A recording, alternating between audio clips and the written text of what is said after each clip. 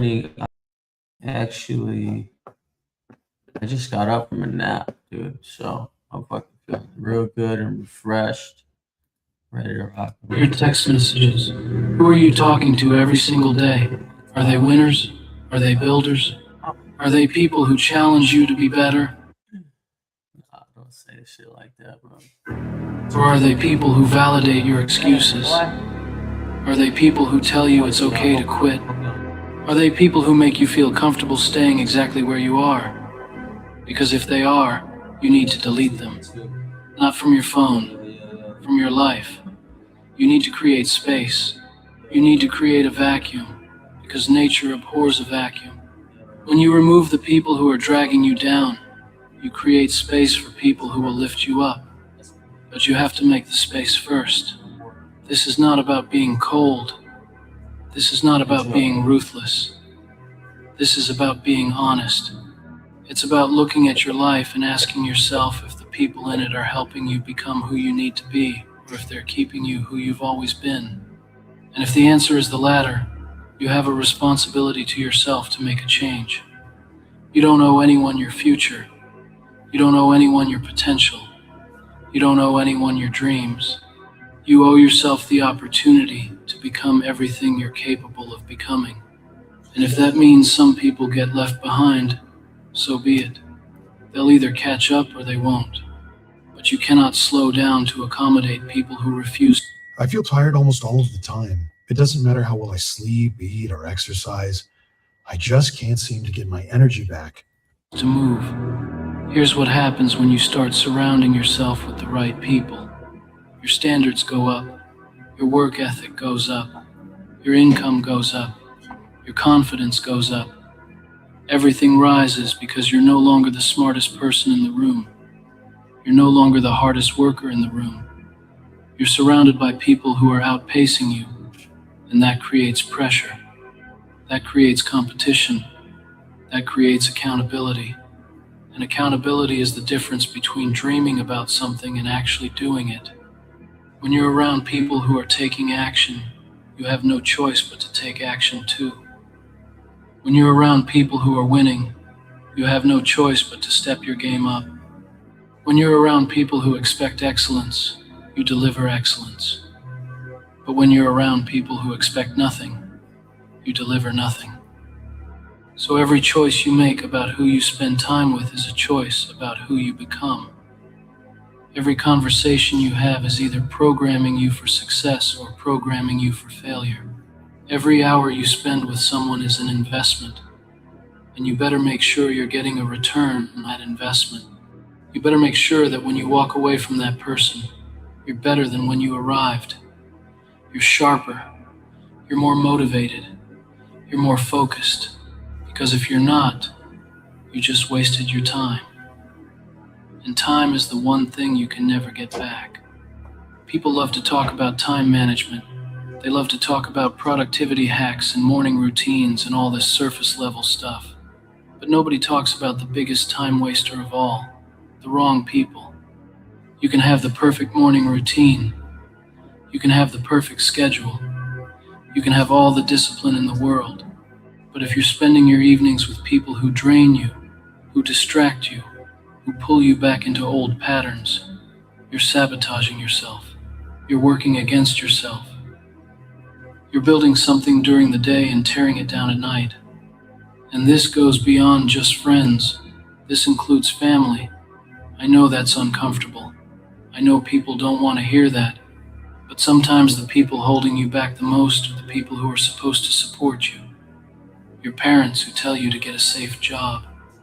Your siblings who make fun of your ambition. Your relatives who question every move you make. They mean well. But meaning well doesn't mean they're helping, and you have to be strong enough to love them from a distance. You have to be strong enough to say no.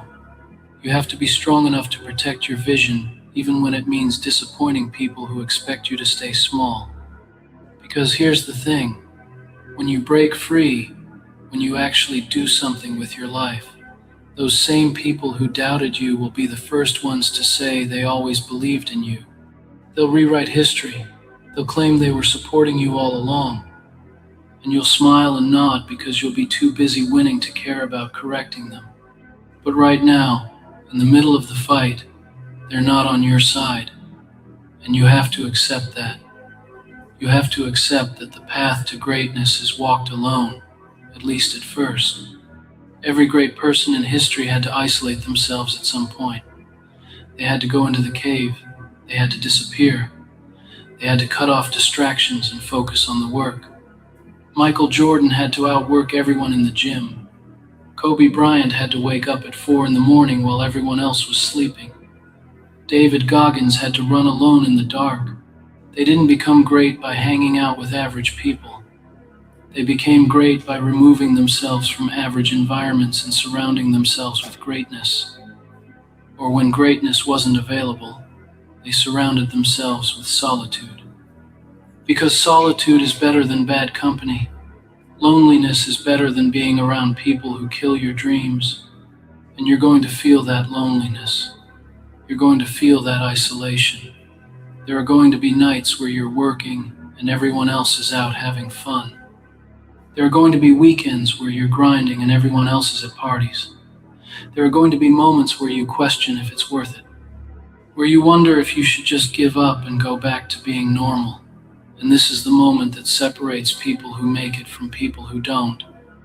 This is the moment where you decide if you're serious or if you are just talking. Because being serious means being willing to pay the price. And the price is everything. The price is your comfort. The price is your social life. The price is your reputation. The price is being misunderstood. The price is being called crazy. The price is losing people you thought would be there forever. The price is realizing that most people were never really there at all. They were just there for the version of you that made them comfortable. And the moment you started changing, the moment you started growing, the moment you started demanding more from yourself, they couldn't handle it. Because your growth reminds them of their stagnation. Your discipline reminds them of their laziness. Your ambition reminds them of their settling. And instead of rising up to meet you, they try to pull you back down. And you have to be strong enough to resist that pull. You have to be strong enough to say no when everyone else is saying yes. You have to be strong enough to stay in when everyone else is going out. You have to be strong enough to work when everyone else is resting. You have to be strong enough to invest when everyone else is spending. You have to be strong enough to build when everyone else is consuming. And most people don't have that strength. Most people cave. Most people give in. Most people go back to the crowd because the crowd feels safe. But the crowd is where dreams go to die. The crowd is where ambition gets suffocated. The crowd is where potential gets wasted. So if you want to become someone, you have to be willing to walk away from everyone, at least for a season, at least until you build the foundation, at least until you become strong enough that other people's opinions don't matter anymore, at least until you become so focused on your mission that distractions bounce off you, at least until you become the kind of person that other ambitious people want to be around, because that's when everything changes. That's when you stop chasing relationships and relationships start chasing you. That's when you stop trying to fit in and people start trying to fit into your world. That's when you stop being average and average people stop being able to relate to you. And this is the part people don't tell you about success. Success is isolating, not because you want it to be, but because there are fewer people at the top. The higher you climb, the thinner the air gets, the fewer people can breathe up there. And you have to be okay with that. You have to be okay with the fact that most people will never understand what you're doing or why you're doing it. They'll never understand the sacrifices. They'll never understand the pain. They'll never understand the discipline. They'll just see the results and assume you got lucky. They'll see the outcome and assume it was easy. They'll see where you are and forget where you came from. But you'll know. You'll know what it cost. You'll know what you gave up. You'll know who you had to let go of. You'll know the nights you cried. You'll know the times you wanted to quit. You'll know the moments you felt completely alone. And you'll also know that it was worth it. Because on the other side of that pain is a version of yourself that you didn't even know existed. On the other side of that sacrifice is a life that most people only dream about. On the other side of that isolation is a level of freedom that makes all the loneliness irrelevant. So, the question is simple. Are you willing to pay the price? Are you willing to walk away from people who are keeping you small? Are you willing to endure the judgment? Are you willing to face the loneliness? So Brett Cooper decided to mention me during her broadcast. I think this is like for a day or two or whatever, covering the New York Times stuff. As you guys know, this tweet that I had, where'd it go? This tweet right here went viral, 4.3 million views, right? Because I talked about this New York Times article. Okay, New York Times found that dating for women in New York City is so brutal that some dating events are charging women $100 and men $0 for attendance ratio still 3-to-1 women to men. So let's go ahead and because Brett Cooper tries to downplay the severity of this situation. Yeah. So let's go ahead and react to it, and give some commentary like she does. A certain post on X broke the entire platform yesterday, and it was this from an account called Short Squeeze. This person wrote, "Breaking. The New York Times found the dating for women in NYC is so brutal that some dating events are charging women $100 and men $0, and the attendance ratio is still 3-to-1 women to men." And that got almost 11 million views in 24 hours. An AI image or not, if you guys are watching on YouTube, you can see that this is very clearly AI generated.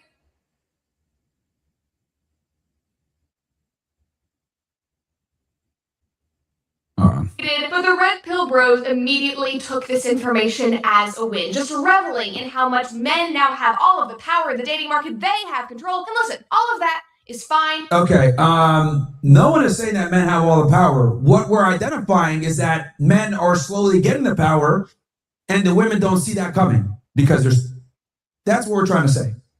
And dandy, get excited, be happy. But I just have to say, it really does feel like a certain sect of the internet just wants men and women to hate each other. They profit off of that. A healthy, fruitful society where men and women live in harmony. See, and this is female privilege here, right?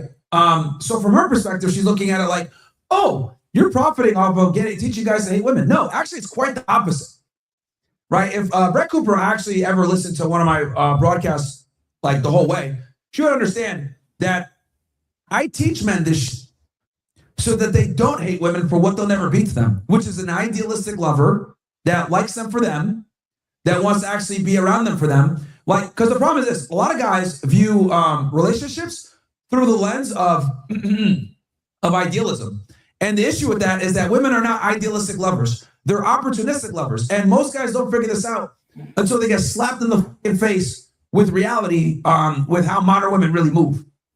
And for a lot of guys, they don't know how to react to this. A lot of times they react to it via violence. So if anything, I'm teaching guys that they don't lose their mind, kill over getting cheated on. Because the problem is this: a lot of guys react to the red pill differently. Okay? A lot of guys react to the red pill with rage. And I'd rather them rage figuring this out with me giving them the information, then they walk in on their girl getting some nip from Nigeria and then taking that on their girl right there. That's the difference. Yo, but obviously Brett doesn't understand this. And I'll talk about this a little bit more why she doesn't understand this. But we'll keep going. Harmony work together. It just doesn't seem like part of their plan. Let me explain. Now, before we dive into this story, obviously you guys can see I am in a new space. We officially have our new set. This has been something that I wanted to do for many months now. Between babies and holidays and sickness and ice storms, that set still sucks. You look at my over here, bro. I'm in a spaceship. And I'm doing this myself, live streaming, not pre-recorded, still high quality cameras. I would be streaming this 4K if I could, but Kick only does 1080p. But I have the ability to stream in 4K, chat. You guys have seen it. So, hey man, we go hard to paint. We go hard to paint. No getting pre-editing or any of this. We do it live, bro. And I'm doing it myself. Okay. Anyway, let's keep cooking. Got delayed. I wanted to have this for the 1-year anniversary of the show, but a bit delayed. But anyway, new space. Myron, it's not that hard, bro. Okay? It's not that hard, dog. You've just been doing this shit for like 5 years longer than I have. But it doesn't take much, bro. It's not really hard to click buttons and talk. Okay? Don't make it sound like it's fucking really difficult what you do, bro. Don't start with the shit, okay? I don't want it's too early in the morning tomorrow. Alright? Too early in the morning. Don't make me pick up the phone and text you, dog. I love it. I'm so happy to be Women, it's garbage, but let's keep going. recording in this new studio. Sometimes Myron be talking out his ass. You know what I mean? He just doesn't notice it because he can't see the air. I'm blessed with being able to see air, and I can see the air coming out of his ass when he's talking. Okay. So thank you guys for supporting us for the last year. I'm having so much fun. I love He may have a good point or two, so I play it and I'm gonna check it out. doing the show, and I love this new space. I hope that you guys love it too. Anyway, if you enjoyed this episode, make sure to Women, bro, holy, yeah. Make sure to subscribe. story. Let's see. Hit that like button and subscribe for your boy. I don't have any subscribers as you know, but now he's gone. So How many people Tell on him. X I can off today? Now, the first and most obvious. how many people? You know what I'm gonna start doing? I'm gonna start doing real lives, bro. Like not like that, but like I'm gonna start doing lives on people that I know and that people know. I'm gonna do deep dives on people, dog. That's what I'm fucking doing. Reaction to this post and this article was that That men way do not people fuck have to anymore watch. because the women do not look like the AI generated hotties that were in this post. Somebody said because they all look more like this. And here's another. That's facts. Chicks from New York do look like that. Bro, I've been telling you, look, I've been saying this for a long time, but let me say it for all you guys because a lot of new here. New York City is overrated in every single way. The girls aren't hot, it's cold, it's expensive, and it's filled with stupid. Just keep it a buck with y'all. And it's filled crime. New York City sucks. Saying that dating in New York And trust me, I know. Why do I know? Because I lived in Boston for many years. Guess what Boston is filled with? New Yorkers. Okay? Guess what New York is also filled with? People from New England. People from the Northeast tend to be very similar, guys. Okay? City looks more like this than the hot AI generated girls in mini dresses in that tweet. You are living in a city that elected Mamdani. After all, one guy on Reddit, this was in regards to We can agree on that one. Mamdani is these dating events, said, I don't go because I meet hotter women on the apps. God, it feels good to be able to say what I want to say. Yes, Mamdani is a bomba. Yes, he is. So just stay by him, but he doesn't back the police and then Shiite, bro. Come on. Come on, man. Every single time I went to these events, it is always filled with women who I am not attracted to. Maybe like women in big yes. This comment was also hilarious. The average lady looking for a date. You guys agree that I need to get a new soundboard? Huh? I need to get a new soundboard.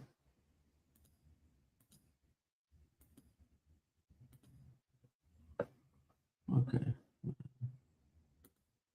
Stop this shit. I don't want to record this shit, man. God damn it. God damn it, bitch. All right. Here we go. Let's go. Let's listen to the rest of this shit. Candy ass. These events. Yes, that's true. Yes. They're in their 30s. They're annoying. They're insufferable. They're fatter. They're not hot.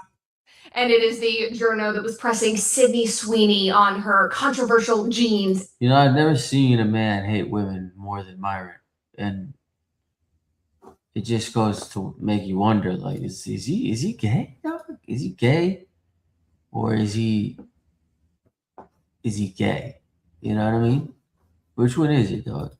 Are you gay? Or are you I do want to push back a little bit on this because when I was in New York a couple of weeks ago, I went to ED Magazine's End of Fashion Week party, and I just have to say, gentlemen, it was chock full of conservative-leaning hot women. Hot women. They probably don't live in New York City. And they're not from New York City. Okay? But that is a minority. Also, I don't trust female opinions when they say, oh, this girl's hot. Bro, all of us have been here. And you guys know exactly what I'm about to say right now. take all Myron's fan? How many times has a woman come up to you and said, meet my friend. She's so hot. Huh? You show up 300 pounds. She's really cute. She's so nice. Shit. But she looks like She's a a man. gargoyle. man. Oh my gosh. I never trust female opinions when they say my friend is hot or a girl's attractive. Hell I no, never bro. trust it, bro. Because They'll tell number fucking one, Haluba women are Whale that number- she's fine. They'll tell fucking Hoopty Hoolie that she looks good. They'll tell her that she looks great, that she ain't overweight. They're lying to her, man. They're lying, and they know they're lying. So I'm glad he's pointing that shit out, bro, because we don't need that shit. two, they're horrible assessors of By the way, I'm working of another woman's beauty. It's in their biology to be competitive and hate women. Okay? They always say, not always, but a lot of the times, whenever a woman tells me my friend is hot or a female's hot, it's because they like that girl and they're going off their personality. They're not looking at them from a physical feature perspective. They're looking at them like, she's my friend and she's nice. But women don't understand that for us, looks is like the majority. For women, personality, charisma, charm, that matters. For us, bro, it's over. You're not gonna charm us into taking you seriously. You're gonna be a slow Tuesday, 2 a.m., sneaky link. Tall, like the Empire State Building, dressed to the nines, great conversation, so they do not all look like SJWs coming out of Portland or Seattle. Anyway, for context, this did not come from a New York Times article. This actually started with a New York Times podcast on Sunday about how Tinder is done, dating apps are over, swiping is over, and they had on a few of these reporters and columnists to discuss what singles in the city are doing instead. And one of these reporters talked about dating events. Let's take a listen. This is what sparked that tweet. I went to an event the following night, and it could not have been more different from the first event. What was it?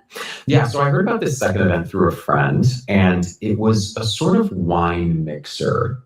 I think what really got me interested in this particular event was the fact that tickets for women were $100 and tickets for men were free. Oh my God, I think my soul just left my body. Okay, that's important. Oh my God, I think my soul just left my body.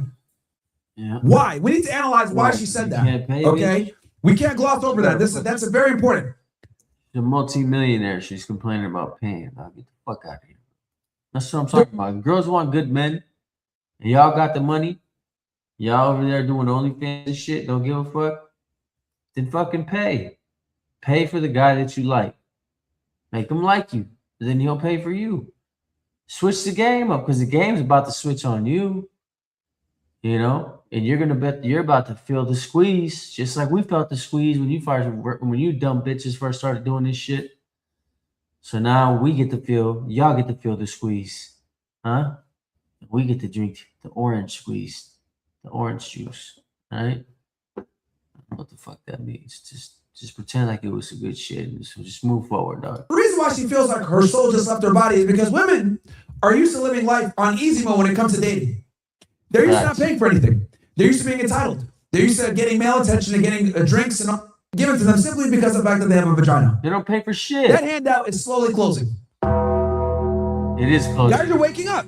Guys are realizing No, that most women are useless because they never had to be useful.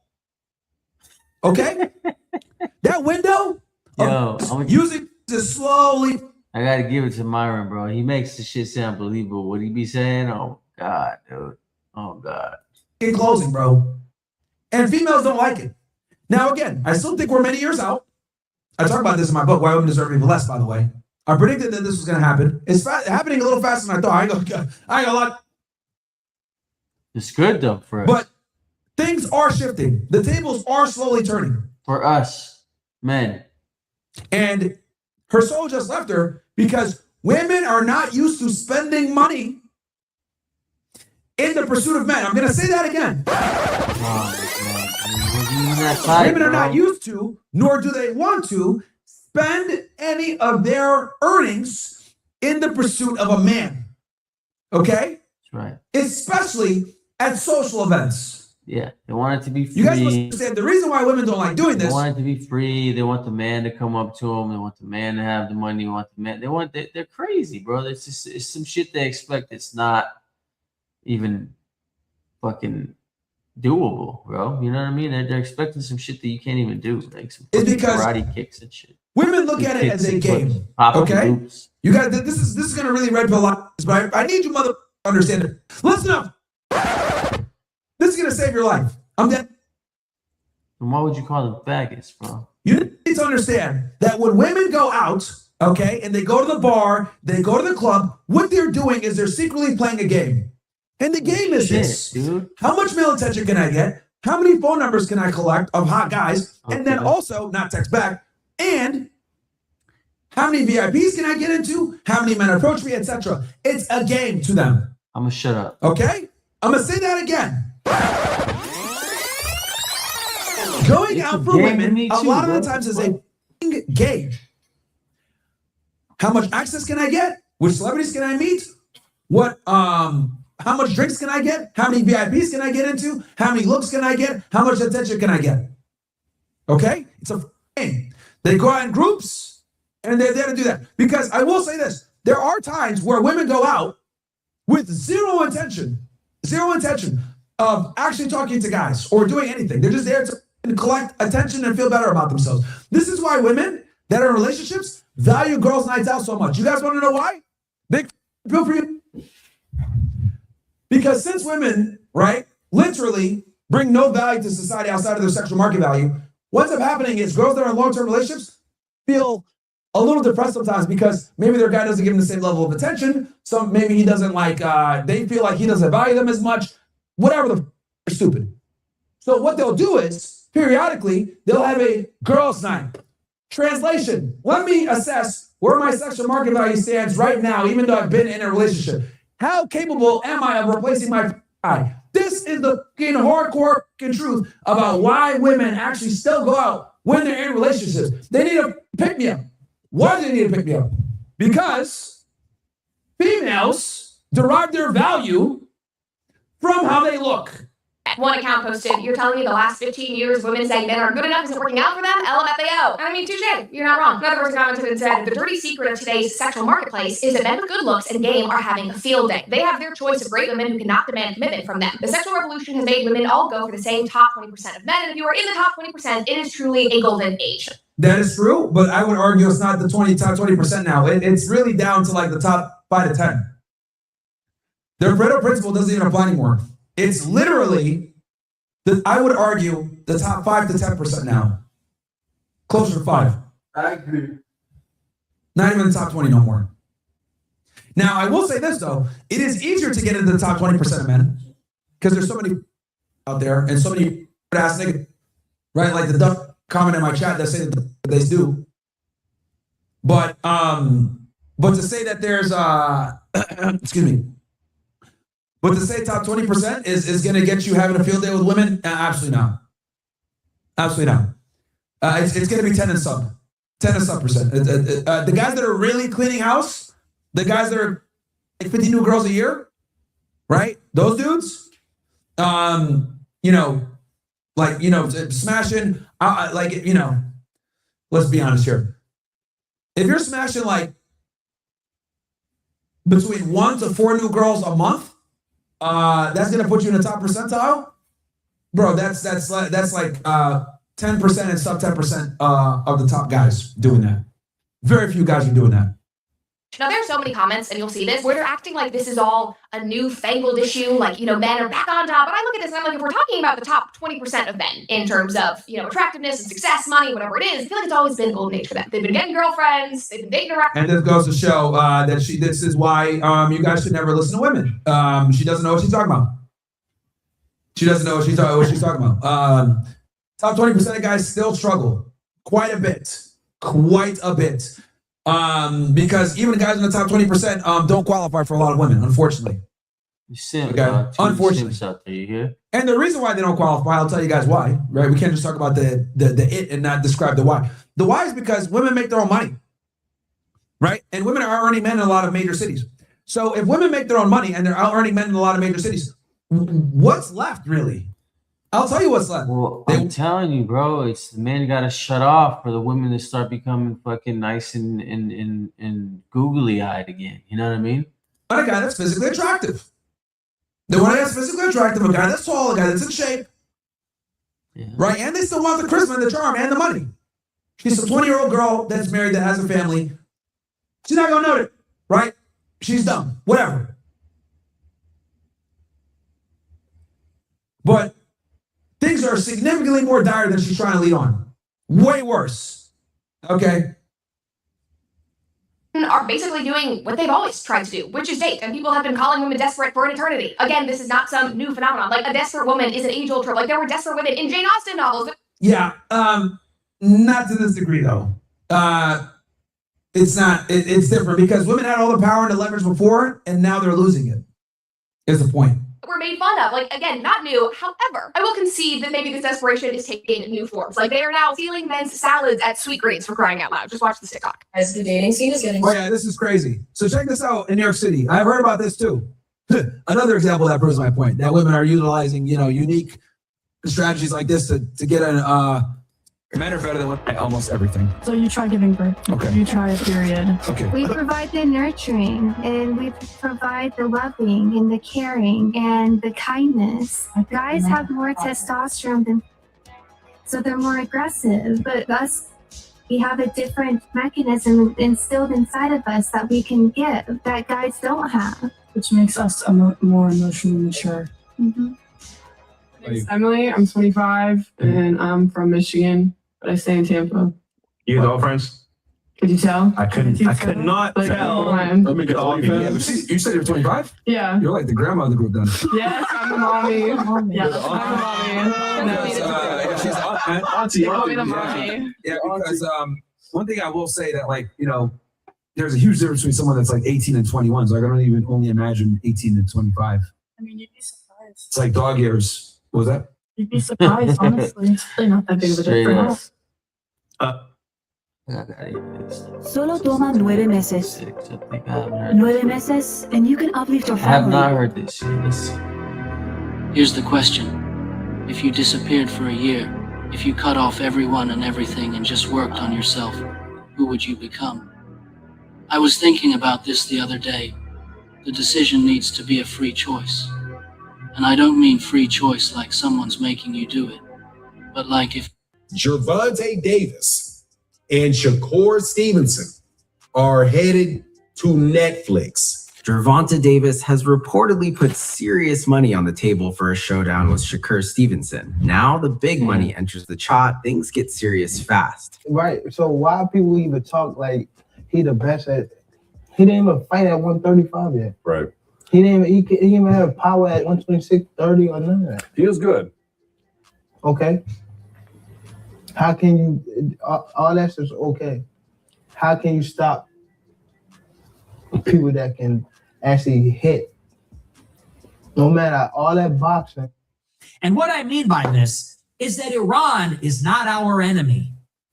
Does anybody seriously think it is in the interest of the United States of America to pursue another regime change war in the Middle East?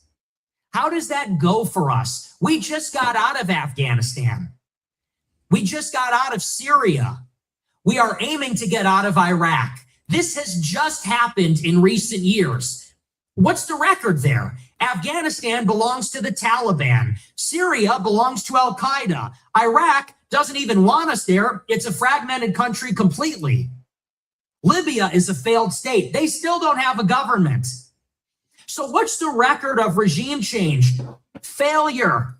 We're like 0-4 on regime change. And not only that, it costs a ton of money. Americans die. These are all true things. And, this stuff is I'm gonna let also him cook. fungible, meaning everything that we use and lose in the Middle East, we can't use in the Indo-Pacific. We can't use in the Caribbean.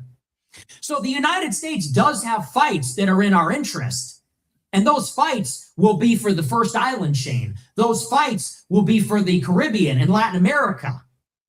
But everything that we use and then lose, all the money, all the equipment, the lives, the morale, all of that is buried in the Middle East with nothing to show for it, that is all opportunity cost that we're not going to be able to use in a future conflict that might actually benefit us. So this is an extraordinary liability. Who possibly would think that this is making America great again, or putting America first, or part of any kind of golden age? It isn't. What we were promised is rebuilding America, rebuilding American infrastructure, regime change in Washington. It doesn't matter who runs the Middle East. It doesn't matter who's in charge of Iran. It matters who's in charge of the federal bureaucracy and the permanent state. Isn't that the entire conceit of MAGA?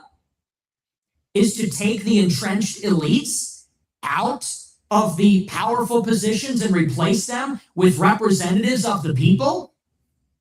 And so who would think that in Trump's second term, after his third run, after getting shot in the head, indicted, all these things, he's taking us to war in Iran to die, to spend money, lose equipment for the Iranians' right to freedom, for the Iranians' quality of life. And we all know the answer to this question. It's not rhetorical. Do you want to know who thinks this is a good idea? Do you want to know who this is a golden age for? For Israel, that is who has pushed us into this war. As a matter of fact, that's why we have the Trump administration. Why do you think Miriam Adelson gave Trump $100 million in this cycle? Why do you think she gave him $100 million in the first place in 2016? We all know why these people get so much money through this administration, because they want something back, obviously. Please shut the fuck up. Nobody's here to listen to what you have to say. Learn the language, dog, all right? Please. And understand what... Are there times when you would love to have another address or phone number to use instead of your home address and person? is happening here? Let's go. When Iran's regime is toppled, Israel becomes the regional hegemon of the Middle East. Do you know what a valuable gift that is? Think about all the oil, all the natural gas. Think about all the money in the Middle East, all the money from their sale of oil. Think about all the trade routes. Think about all the sea routes going through the Red Sea, going through the Persian Gulf. Think about all of the trade that happens in the Indian Ocean and the Eastern Mediterranean. Think about all of the rail, the highways. Think about all the other utilities that run through the Middle East that are going to connect in the future Asia, Europe, and Africa. Israel is being handed that region on a silver platter. They will be, speaking softly, carrying the big stick in the Middle East. Running the show over there.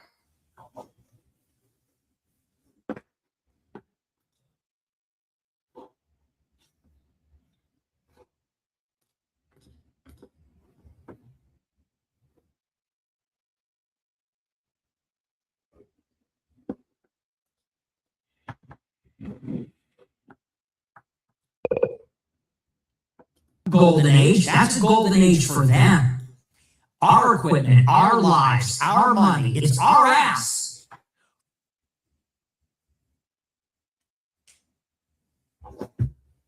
For their golden age, to defeat their enemies so that they can expand their territory.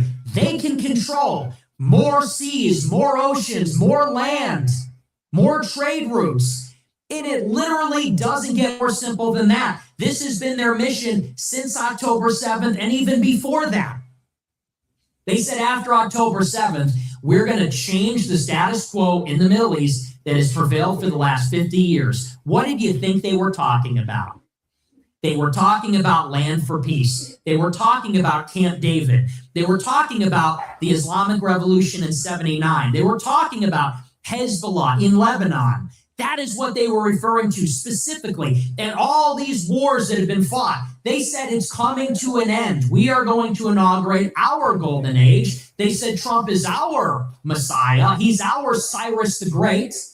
Trump is our pagan Goy leader who will defeat the Persians and deliver a Jewish golden age. That's literally who it's for. And that's why Jewish billionaires paid for it. That's why the Jewish media stood down and acquiesced to Trump's return to power.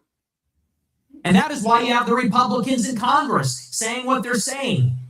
Look at Mark Levin on Fox News. Mark Levin is on Fox News telling everybody, you don't love America if you don't want Americans to die for Israel in the Middle East. It benefits them. And I told you this was going to happen. I said this in 2024. I said a vote for Trump is a vote for a war with Iran. And think of how they tricked you. This is part of it. These Zionists, they LARP as right wing. That's what that is. Stephen Miller is a LARPer. They're all LARPers. Mark Levin is a LARPer. They drape themselves in the American flag. They drape themselves in the Constitution. They hide behind President Trump because they know he's popular. And they do all of this so that they can wrap their arm around your shoulder and say, hey, we need to go to war with Iran. We are in business together. We're going to make a deal. Trump is our president. This is what they do. They tricked you.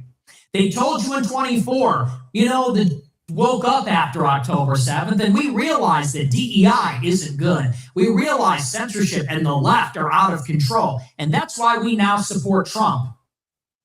And you fell for that. Bill Ackman wrote a letter to Harvard, the Jewish Zionist billionaire, and said, I've seen the light. I've had an epiphany. The left has gone too far. He's a lifelong liberal Democrat. He saw the light after October 7th. But people said, oh, he's a Republican now. No, he saw the Republican Party as a vehicle to deliver Israel's agenda. Same thing with the frat bro uprising. Remember when everybody was protesting Israel on the campuses? And then this was rebranded as the frat bro uprising? A bunch of students went out to beat the shit out of Americans that protested Israel, and people said those are the based frat bros rising up for America and stuff, for bacon and for vaporwave. It's cool frat bros doing it for the 80s and aesthetics and whatever. And you fell for it. And that's what the Trump campaign was about. Mass deportations, golden age, all these promises. And what does it deliver? A war for Israel in Iran, right on schedule. Oh, guys, believe me, this is going to be the end of the Trump administration. At least I hope so. Donald Trump just betrayed our own country and our own people. Seriously, dude, you're going to start a war with Iran now? You're going to fight a war on behalf of another country? Again? Did we not learn anything from the best from all the wars? I cannot give you nothing. It's unimaginable. I found the whole process for the Ottawa to actually. And now it's inevitable.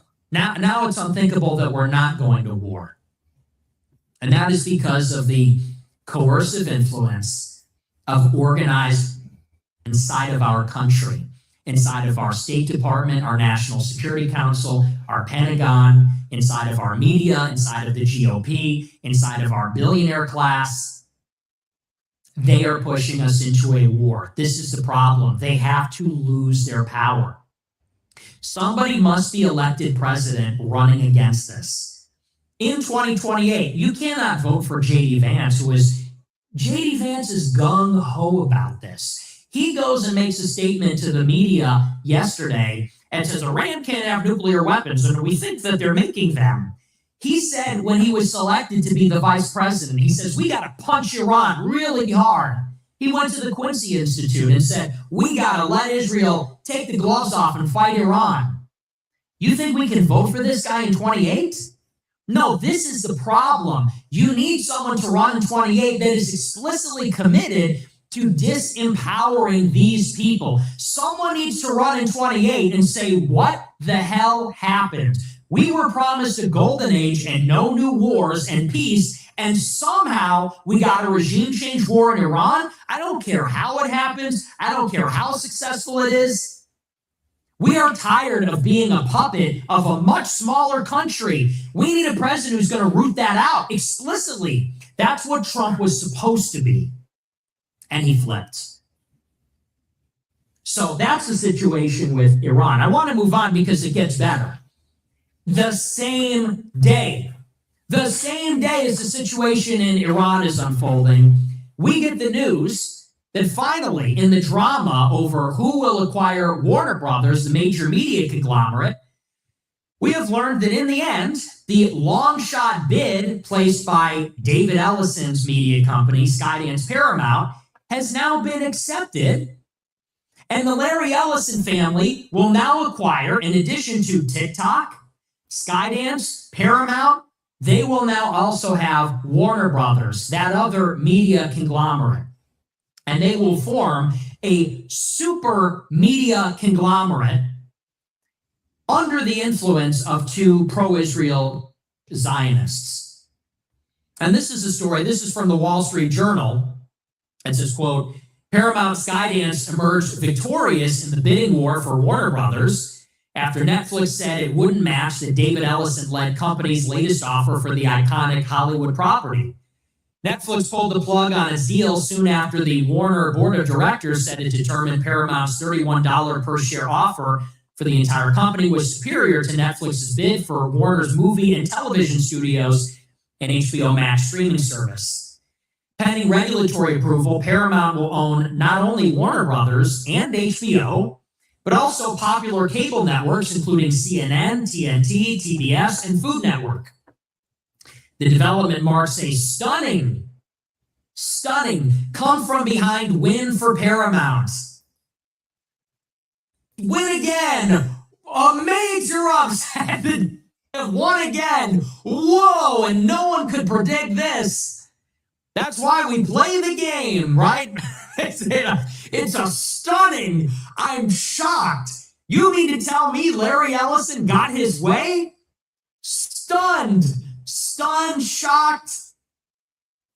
How I got a personal loan with a bad credit score. Guys, look at my bank account. 2 days ago, there wasn't a VAT 40. January 20th, 2020. Aguililla, Michoacan. A joint operation involving the Mexican Army, the National Guard, and Michoacan State Police is closing in on a target. They know who he is. They know what he did. 13 state police officers massacred in a single ambush just 3 months earlier. 13 men wiped out in what survivors described as an absolute killing field, with bodies scattered across the road and burning patrol trucks lighting up the mountain. The man they're hunting is one of El Mencho's most trusted killers, a cartel commander so close to the top of CJNG that El Mencho personally deployed him to protect his own hometown, Aguililla, Michoacan.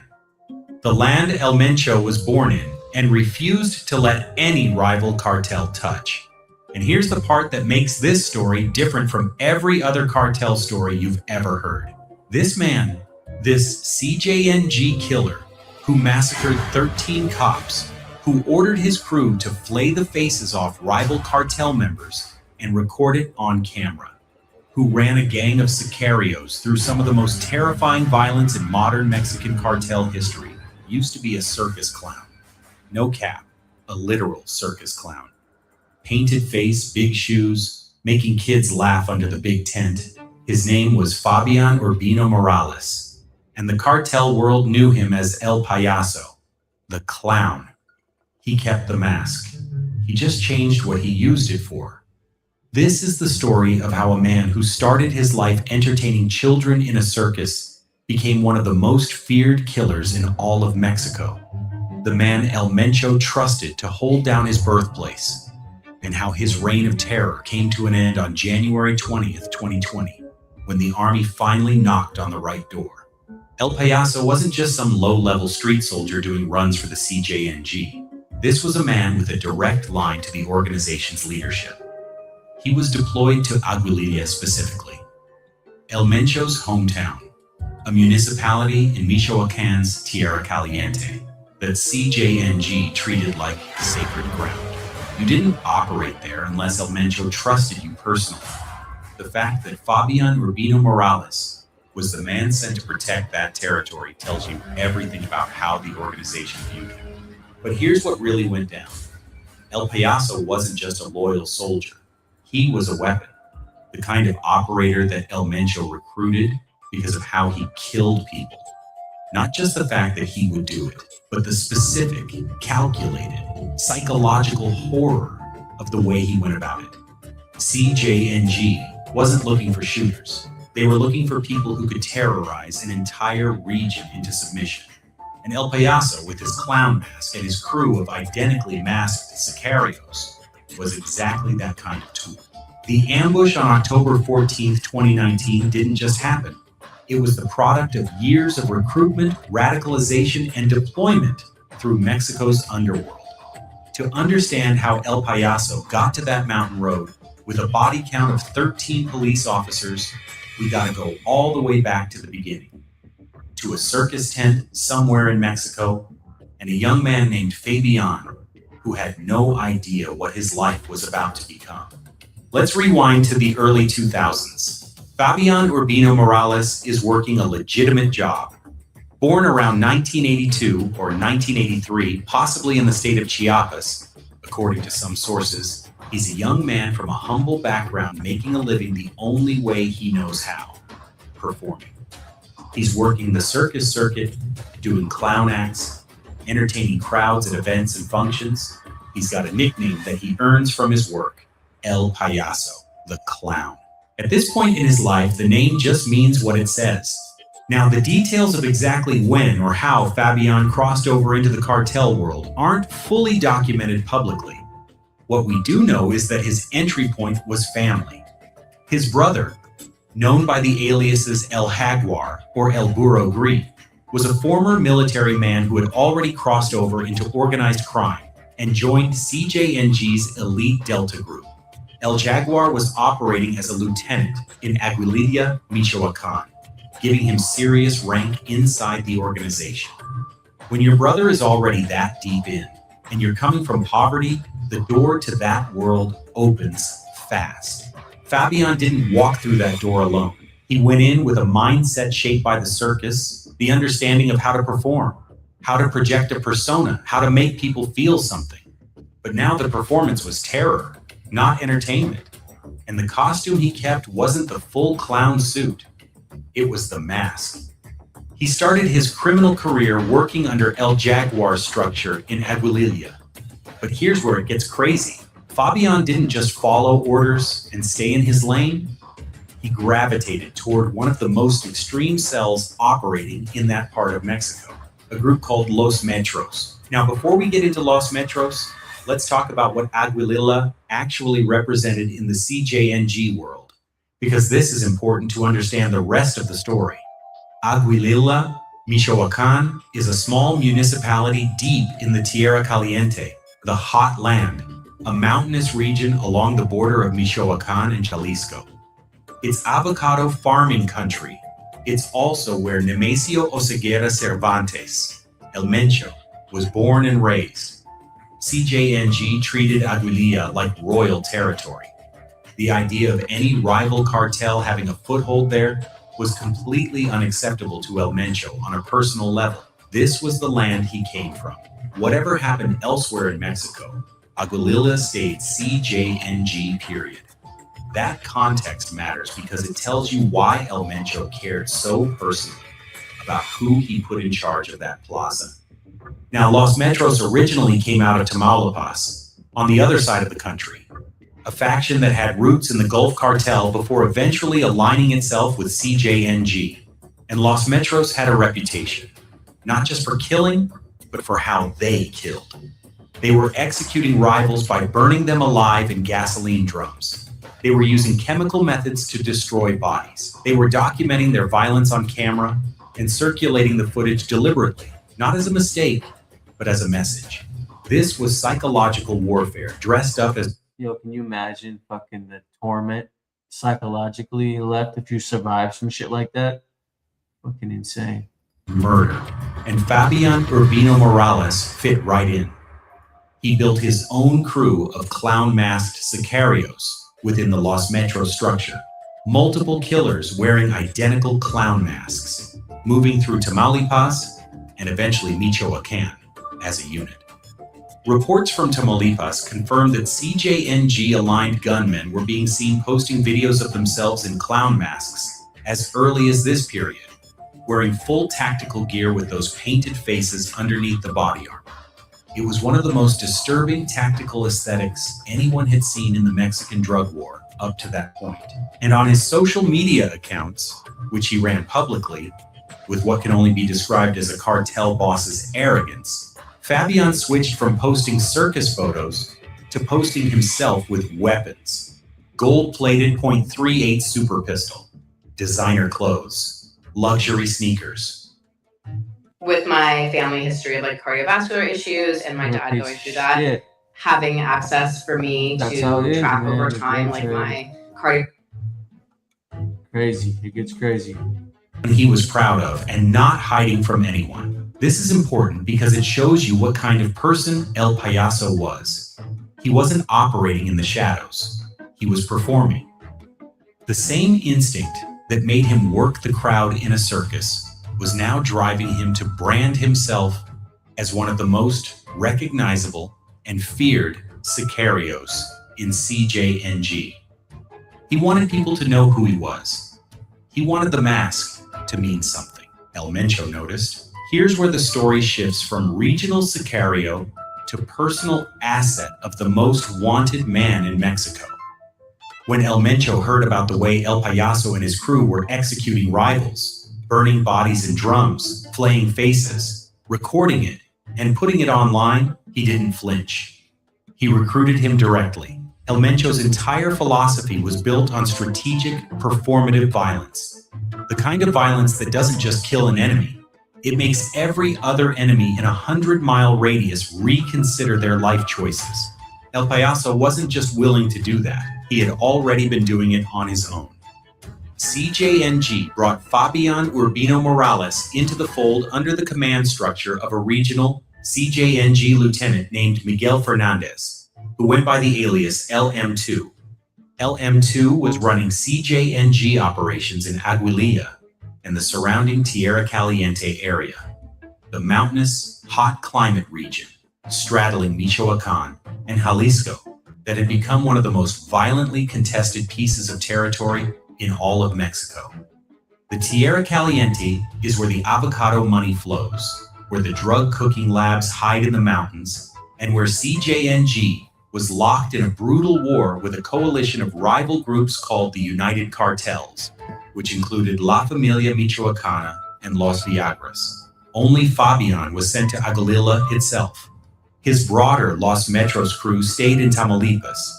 El Mencho specifically deployed his best clown-masked killer to hold down the land where El Mencho was born. Think about that.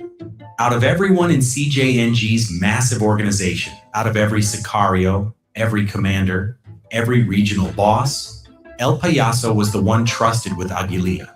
And El Payaso used that trust to run one of the most brutal intimidation campaigns in Michoacan's recent history. He wasn't just killing rivals.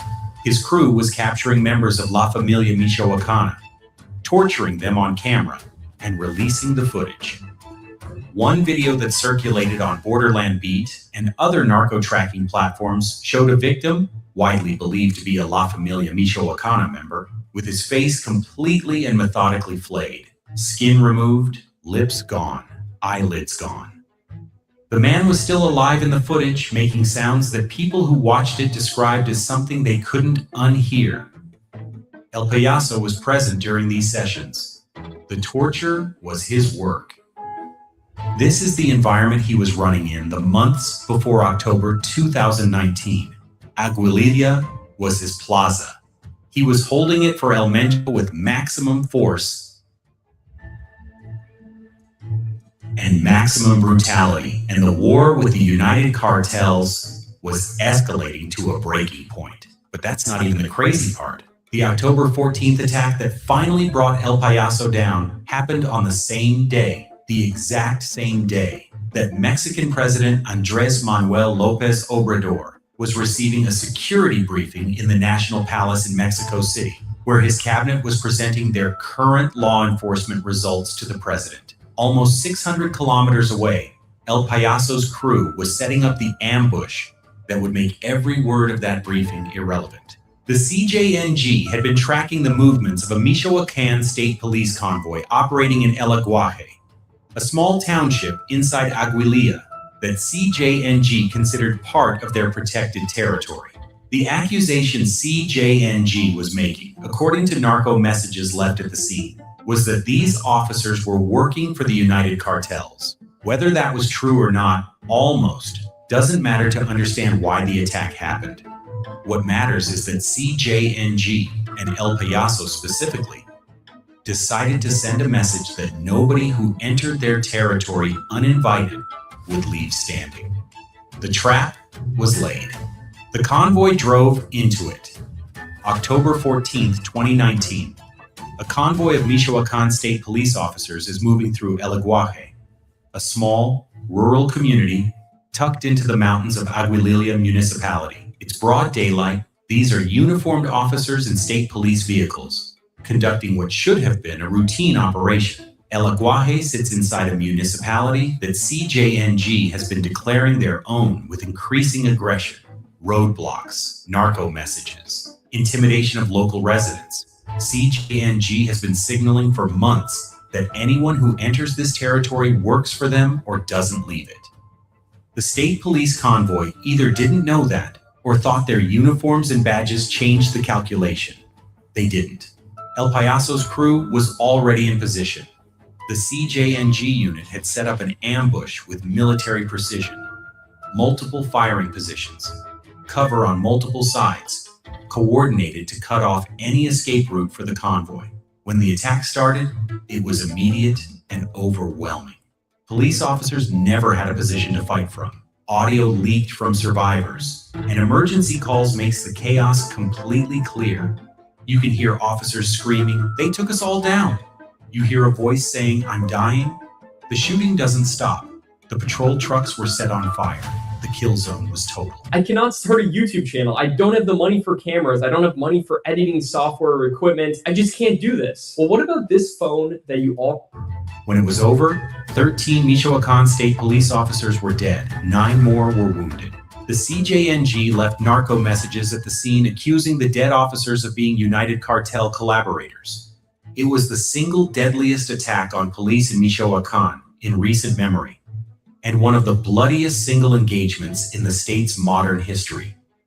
The aftermath photos showed burned patrol vehicles and officers' bodies in the road. The images went nationally viral within hours. Every major Mexican newspaper led with it. The federal government was forced to respond publicly. This wasn't something that could be managed quietly. 13 uniformed state police officers killed in an ambush was a national crisis. Mexican President López Obrador called it very regrettable. The Michoacan Secretary of Public Security confirmed the full death toll.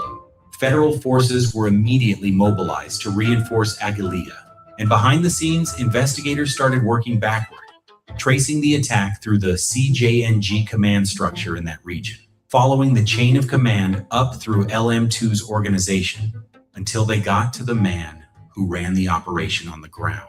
El Payaso. But El Mencho's man in Aguililla didn't run. He stayed in the area.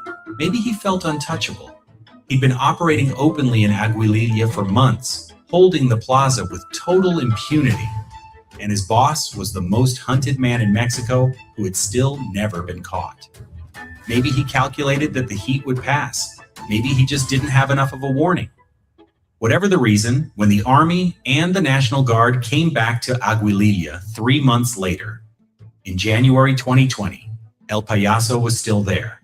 By January 2020, federal and state investigators had built their case. They had identified Fabian Urbina Morales as one of the key commanders under LM2 who directed the October 14th ambush. They knew he was still in the Aguililla area. They had his identity confirmed, including the connection to his brother El Jaguar, the former Delta Group military man who had been one of El Payaso's original entry points into CJNG. On January 20th, 2020, a joint operation involving elements of the Michoacan Police, the Mexican Army, and the National Guard moved on the target location. This wasn't a small sweep. This was a coordinated multi-agency takedown built specifically around bringing in Fabian Urbina Morales. The operation succeeded. El Payaso was arrested along with 10 other cartel members who were taken into custody at the same time. No dramatic last stand. No helicopter pursuit through mountains. The man who had ordered the slaughter of 13 police officers, who had run a crew of clown-masked sicarios through some of the most disturbing violence in Michoacan's history, was taken off the streets in a coordinated military sweep 3 months after his biggest operation. The official charge, Tiki, Wainakwi Swarpers, participation in the armed attack that killed 13 Michoacan state police officers on October 14th, 2019. What happened in the investigation afterward tells you how El Payaso fit into the broader CJNG structure. Investigators confirmed he was operating directly under LM2's command structure, and that LM2 himself had been captured on audio, recorded giving the order for the Sicarios to kill the police officers and instructing them to leave a narco message at the scene. LM2 was identified as a major asset to the CJNG organization, and his capture and the capture of El Payaso were described as significant blows to CJNG's operations in Michoacan. What also came out in the investigation was a clearer picture of exactly how El Payaso had been running his operation in Aguililla. He wasn't just responding to threats. He was proactively running a terror campaign designed to break the civilian population's will to resist CJNG authority. Any local farmer, business owner, or resident suspected of passing information to rival groups or to police was a target. Any rival cartel member who showed up in CJNG territory was a target. And the methodology wasn't just execution. It was publicized, documented execution designed to circulate online and reinforce the message that CJNG's grip on Aguililla was absolute. The arrest also revealed something about how El Payaso had been living during his time as Plaza Boss. According to Mexican media reports, before he became a target, he was openly posting on social media, flexing weapons, cash, and designer goods under his own identity with essentially zero effort to conceal himself. That level of public arrogance is a signature of CJNG commanders who feel completely protected by the organization's reach. They operate with the assumption that nobody is. Cartel violence is only getting worse, and today, it's not just El Chapo Sinaloa cartel that commits the worst murders. The Jalisco New Generation cartel is at least as brutal, and their leader, El Mencho, punishes anyone who doesn't agree with him, from civilians to high-ranking drug lords. But how does a famous drug lord go from this to this? This is Carlos Enrique Sanchez Martinez, aka El Cholo. His demise is one of the most gruesome cartel stories ever told, and it's all linked to the terrifying El Mencho. His fate was much, much worse than death. This is what we'll be exploring today. Trigger warning though. This video contains very graphic descriptions of torture and murder. This is your chance to turn back. Wants you to work for him, you have two options. Say yes or be killed. Jalisco New Generation cartel took the fight to the next level, shooting down a military helicopter with a rocket-propelled grenade. Tonight, the DEA is offering $10 million for information leading to the arrest of the Mexican drug kingpin known as El Mencho. This is the man Carlos Martinez, aka El Cholo, used to work for. Nemesio Asegura Carvantes, aka El Mencho, went from a poor avocado farmer to a drug trafficker to one of the most notorious drug lords in the world. And somewhere along the way, he was even a cop for a few months. But he never intended to be on the right side of law. He just learned the ropes of military strategy and organization, which he would implement in his own cartel. El Mencho was inspired by both the police and Los Zetas, a terrifying cartel started by army deserters within the Gulf Cartel. So what you saw was a change in the way drug cartels fought with violence. It was no longer those gang members with shaved heads and tattoos, fighting with pistols and knives.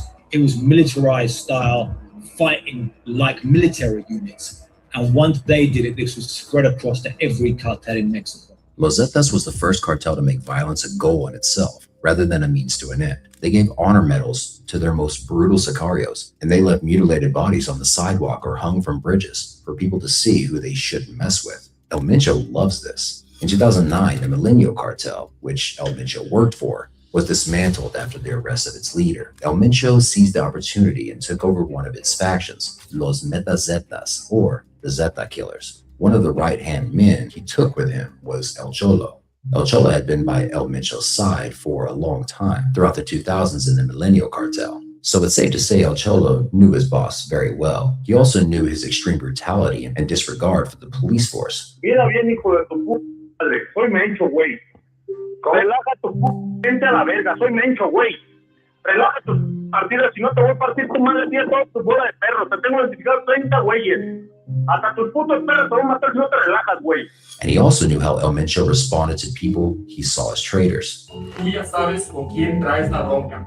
Para que sepas, aquí seguimos buscándote y no quitaremos el dedo del renglón. CJ&G isn't even half as big as the Sinaloa cartel or other Mexican rivals, but they're known as one of the bloodiest and most brutal criminal organizations in the world. It's not just about the gut-wrenching number of murders they commit each year, or the fact that they kill cops and their families just for being on the side of justice. It's about the way they kill their victims. It's hard to even fathom a human being could do this to another human being, but this is the way of life for the CJ&G assassins. They have a very intelligent strategy, which is basically branding themselves as looking like paramilitary power. They do have their full letters, right? The CJ&G on their vests. They dress as properly military. They also have these high caliber guns. They have what they call those monstros, which are really basically what man-made tanks, you know? The CJ&G is also the first cartel to directly target the Mexican government. The latest cartel target, Mexico's military. The Jalisco New Generation cartel took the fight to the next level, shooting down a military helicopter with a rocket-propelled grenade. ¿Un dron o qué? ¿Dónde está el dron?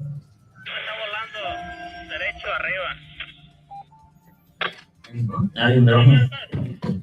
By now, it's not even about money anymore. It's about power. El Mencho has access to the highest-ranking politicians using fear as leverage. And all that violence is only to have leverage in the negotiations with government, with politicians, right? In short, El Mencho is the devil. So it's simply crazy that El Cholo decided to betray him. El Cholo first met El Mencho when they both worked as sicarios for the Milenio cartel. They were both tasked with protecting the drug lord, Armando Valencia Cornelio, aka El Maradona. As the Milenio cartel crumbled after El Maradona's arrest and death, El Mencho took on the leadership position, and El Cholo, his friend and right-hand man, was a close second. El Mencho didn't become a cartel boss through people's votes. He took over and used his best and worst qualities to stay at the top. On the one hand, El Mencho was thoroughly disciplined, organized, and daring. On the other hand, he was a real-life monster with a penchant for torture and murder. He had already killed dozens of people by the time he created his own cartel, the CJ&G, in 2009. And after that, the murders only got worse and worse. You see, El Mencho was proud to display the main bodies of his victims for everyone to see. The Sinaloa cartel and the Tijuana cartel, for example, had El Posadero, or the soup master, who dissolved thousands of bodies in acid for them. Most of the bodies remain unidentified. Only a few bone shards were found years after their disappearance. The CJ&G, on the other hand, left bodies strung up from bridges and posted videos of torture and murder online for the world to see what happens if you betray El Mencho's cartel. El Cholo was an active part of these horrors. He was El Mencho's top assassin and personal guard.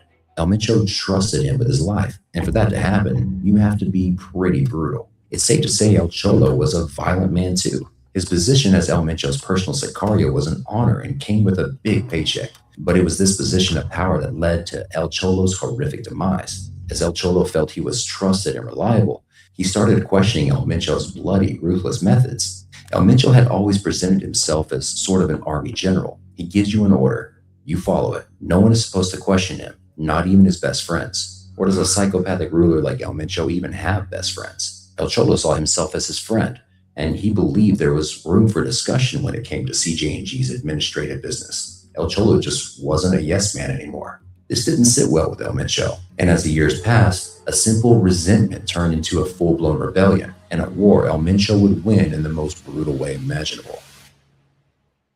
El Cholo's first act of rebellion was to carry out assassins without El Mencho's approval. In his mind, he already knew the ins and outs of the CJ&G, and he knew which people El Mencho would have wanted dead. But for El Mencho, the situation was different. First of all, he was a strategic man. He didn't kill impulsively.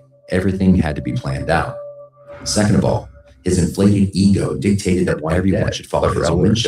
And following El Cholo's decision to kill without permission, the cartel's financial operator, Marcos Hernandez, decided to rat him out. El Mencho called El Cholo to discuss this betrayal. At this point, the situation could still be saved, but El Cholo didn't bow down.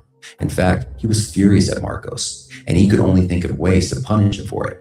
El Cholo assassinated Marcos in his car and set fire to it. El Mencho took this as a message to him. El Cholo didn't want to follow orders anymore. So El Mencho declared open war on El Cholo instead of running as fast as he could. El Cholo created his own small cartel, the Nueva Plaza, taking men from the CJNG, rallying them to his side. Among his most trusted men was the CJNG's head of logistics, Eric Valencia Salazar, aka L85. Of course, this angered El Mencho even more. Now, he was stealing his men. There was another problem. El Cholo knew El Mencho's methods and strategies, so he was one step ahead of his game. When El Mencho ordered a hit on El Cholo, the latter countered the attack by killing the hit squad commander. This was humiliating for El Mencho. Then, when he realized he was outnumbered, El Cholo allied himself with the notorious Sinaloa cartel. This was the ultimate betrayal. The Sinaloa cartel is the CJNG's archenemy. El Cholo also posed as a real threat to El Mencho's cartel. Men were dying by the dozens in Guadalajara as both cartels were trying to exterminate each other. In 2018, 3 film students that were driving home from school were kidnapped and killed by the CJNG. They confused them with members of the Nueva Plaza cartel. On a hot summer day in Guadalajara, you could smell the stench of corpses piling up from the war between El Mencho and El Cholo. People's lives were forever changed by it. By early 2021, it looked like El Cholo was going to win the war. The Sinaloa is much bigger than the CJNG, and with the head of logistics on his side, El Cholo could always predict El Mencho's moves. On March 18, 2021, El Cholo almost celebrated his victory when he was kidnapped by CJNG sicarios. He was taken to a CJNG safe house and filmed as 3 armed men were standing behind him. First, the assassin asked El Cholo for a full confession. As he spoke to the camera, El Cholo revealed he was a double traitor. Reportedly, he cooperated with the authorities too. This is his full confession. My name is Carlos Enrique Sanchez Martinez, aka El Cholo. I am originally from Guadalajara, Jalisco. I'm here because I am an enemy of CJNG. I met with Omar Garcia Harfuch in the federal district so that he could give me his backing. This is due to both of us being after the CJNG, and he did give me his full support. But he told me that he needed something relevant in return so that I could operate with his support and his people in the city. And so I kicked everything off. All of the crimes that took place in the local area, I am personally responsible for. And I myself called the authorities so they would turn everything into a heightened police matter. The individuals who sponsor support here in the city are Maria Alberto, aka L3, and Zambrano, aka L2. Anyway, I'm the person responsible for the grenade throw some time ago at the American consulate. This was done to generate panic within the city. I also gave El Marino the orders to kill the 11 Masons in Tonalá. All the chaotic crimes that took place were done on my orders. But I did this on the condition that Omar Garcia Harfuch would support me in everything. He is a criminalistic individual. Omar Harfuch was the head of the Mexico police at the time. Of course, he denied such cooperation, tweeting, "Regarding a video in which a criminal kidnapped by other criminals referred to comments about me, I reiterate that we will not be distracted by false messages from criminals. My commitment to society is firm, to fight crime to the last consequences." However, Harfuch's denial didn't matter to the CJNG at the time. As far as they were concerned, El Cholo was the ultimate traitor, and he was about to receive the toughest punishment a person could get. Before his confession was over, El Cholo sent a warning to his people. Anyone that is left still supporting me, it's best for your own good to just start taking care of your families so that you don't end up like me.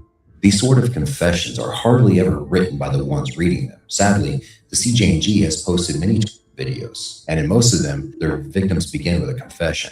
They usually praise their captors and downgrade their own cartel, warning people to stay on the kidnapper's side for their own good. It's heartbreaking to think that these are some people's last words, not chosen by them, only meant to humiliate them before they suffer a fate worse than death.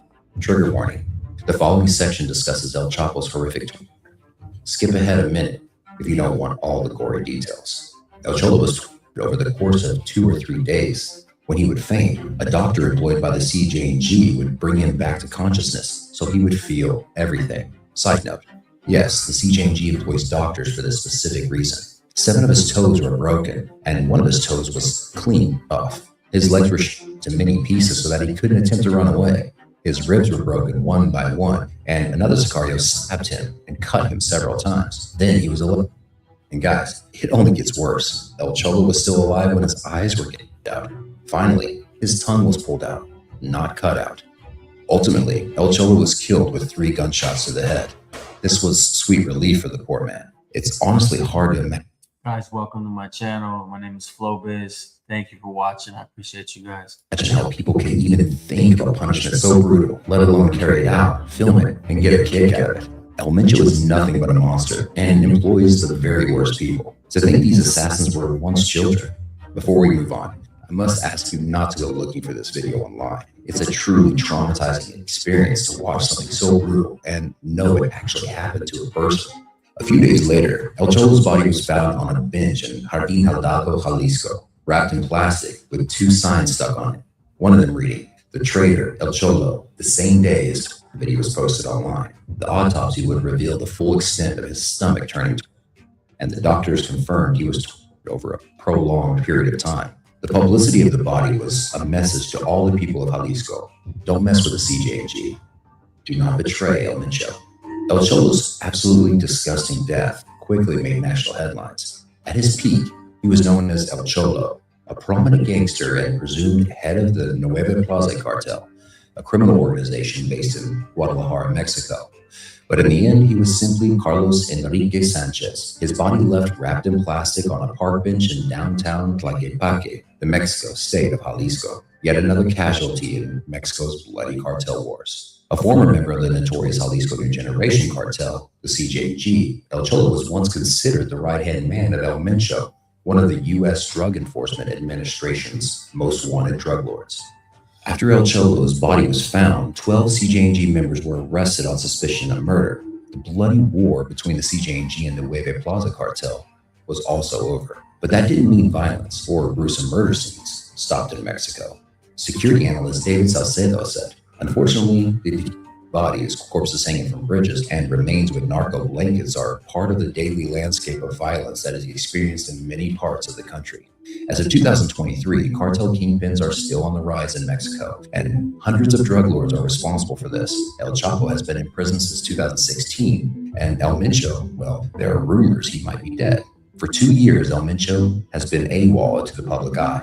Some people believe he's still alive, hiding in the mountains. Others have heard he died following a respiratory arrest in a private hospital in February 2022. If that's true, the CJNG will do its best to cover it up. El Mencho is a name that sends shivers down everyone's spines. With him at the top, no one dares cross the CJNG. But if his death is made official, CJNG has so many enemies, it will probably crumble within months.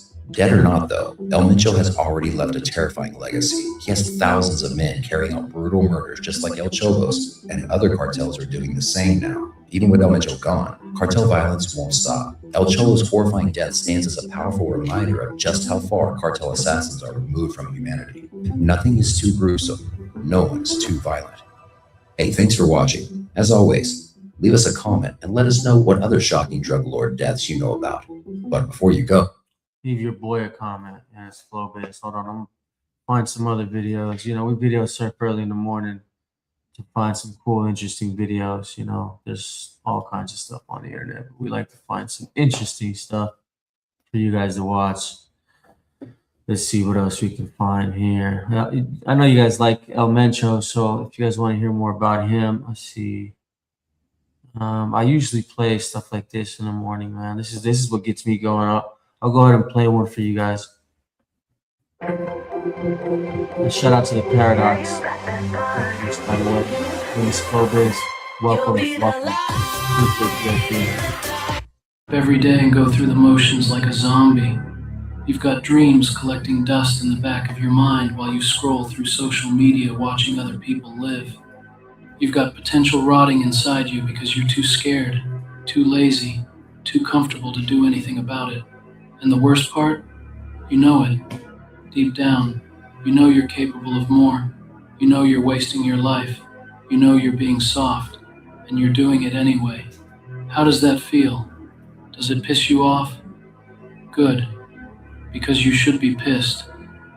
You should be angry at yourself for settling. You should be furious that you've wasted so much time being weak when you could have been building something real.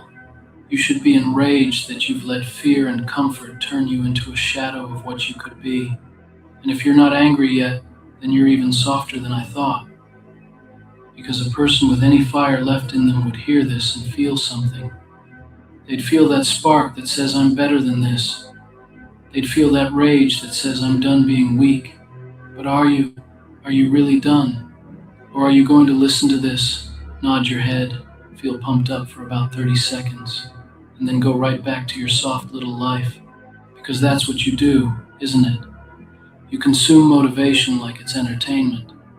You watch the videos, you read the quotes, you tell yourself you're going to change, and then you don't do shit. You go right back to hitting snooze, right back to making excuses, right back to being the same weak person you were before. And you wonder why nothing changes. You wonder why your life stays the same. It's because you're not serious. You're playing games. You're dabbling. You're pretending to want change while doing everything possible to avoid it. Let me tell you something that nobody wants to hear. Your life is exactly what you deserve right now. Not because of your circumstances. Not because of your past. Not because life is unfair. Your life is what you deserve because of the choices you make every single day. You deserve to be out of shape because you choose not to work out. You deserve to be broke because you choose not to do the work that creates wealth. You deserve to feel stuck because you choose comfort over growth. You deserve to be unhappy because you choose to avoid the hard things that would make you better. Stop blaming everything else. Stop pointing fingers at your situation, your upbringing, your bad luck. You are where you are because of you. And until you accept that, nothing will ever change. You want to know why you're soft? Because you've never been pushed. You've never had to dig deep and find out what you're made of. You've lived your entire life avoiding discomfort, taking the easy path, choosing what feels good over what's right. You've been coddled. You've been protected. You've been given participation trophies for showing up. And now you're an adult who crumbles at the first sign of resistance. You can't handle criticism. You can't push through pain. You can't do hard things because you've never had to. And you've convinced yourself that's okay. You've convinced yourself that life should be easy, that you should feel good all the time. That struggle is something to avoid, and that mindset, that soft, weak, pathetic mindset, that's exactly what's destroying you. Life is not supposed to be comfortable. You are not supposed to feel good all the time. You are not designed to sit on a couch and be content. You are built for challenge. You are made for struggle. You are wired to overcome adversity. And when you remove all of that, when you build a life around avoiding discomfort, you don't become happy. You become empty. You become hollow. You become a shell of a human being going through the motions without any real purpose or passion. And that's where you are right now, empty, hollow, going through the motions, pretending you're fine when you know you're dying inside. So here's what's going to happen. You're going to make a choice right now, not later, not tomorrow, not when you feel ready, right fucking now. You're either going to decide that this is who you are and accept being soft for the rest of your life, or you're going to decide that you're done with this weak shit and you're going to do something about it. And I don't care which one you choose. I really don't, because your life is your life. But you need to choose. You need to stop living in this gray area where you pretend you want to be better while doing nothing to actually become better. You need to stop lying to yourself. Pick a lane. Be soft or be strong. But whatever you choose, own it. Stop pretending you're going to change if you're not willing to do what it takes to change. And if you choose to kill that soft shit, if you choose to become someone worth being, then understand what you're signing up for. This isn't going to be fun. This isn't going to feel good. This is going to hurt. You're going to have to do things you don't want to do. You're going to have to wake up when you want to sleep. You're going to have to work when you want to rest. You're going to have to push when every fiber of your being wants to quit. You're going to have to face the things you've been avoiding. You're going to have to look at yourself honestly and admit where you've been weak. And then you're going to have to do the work to fix it. Day after day, week after week, month after month. No breaks, no days off, no excuses. Just work, just effort, just relentless forward movement toward becoming someone better. Are you ready for that? Because I don't think you are. I think you want the results without the work. I think you want to be strong without doing what it takes to become strong. I think you want people to respect you without becoming someone worthy of respect. I think you want the life of a champion while living like a loser. How long does it take to sound confident and clear when you speak? All it takes is 28 days to become a master. And that's not how this works. You don't get the reward without earning it. You don't get the body without the training. You don't get the success without the struggle. You don't get to be great while being soft. It's one or the other. And right now, you're choosing soft. Right now, you're choosing weak. Right now, you're choosing to stay exactly where you are. And that's pathetic. Look at yourself in the mirror. Really look. Not a quick glance. Not a passing look while you're brushing your teeth. I mean, stand there and look at yourself. Look into your own eyes and ask yourself who you are. Are you a person who keeps their word? Are you someone who does what they say they're going to do? Are you someone who finishes what they start? Or are you a quitter? Are you someone who talks big but delivers nothing? Are you someone who makes promises to yourself that you never keep? Because your relationship with yourself is the most important relationship you have. And right now, if you're being honest, you don't trust yourself. You can't trust yourself. Because you've broken every promise you've ever made to yourself. You've let yourself down so many times that you don't even believe your own words anymore. Think about it. How many times have you said you were going to start working out? How many times have you said you were going to start that business? How many times have you said you were going to change your life? And how many times have you actually followed through? If you're like most people, the answer is 0. You've never followed through. You've never done what you said you were going to do. You've never kept that promise to yourself. And every time you break that promise, you lose a little bit more self-respect. You lose a little bit more confidence. You lose a little bit more belief in your own ability to change. And eventually, you stop believing in yourself completely. You become someone who doesn't even try anymore because you know you're going to quit anyway. That's where weakness comes from. It doesn't come from your body. It doesn't come from your circumstances. It comes from your mind. It comes from years of breaking promises to yourself. It comes from years of choosing comfort over growth.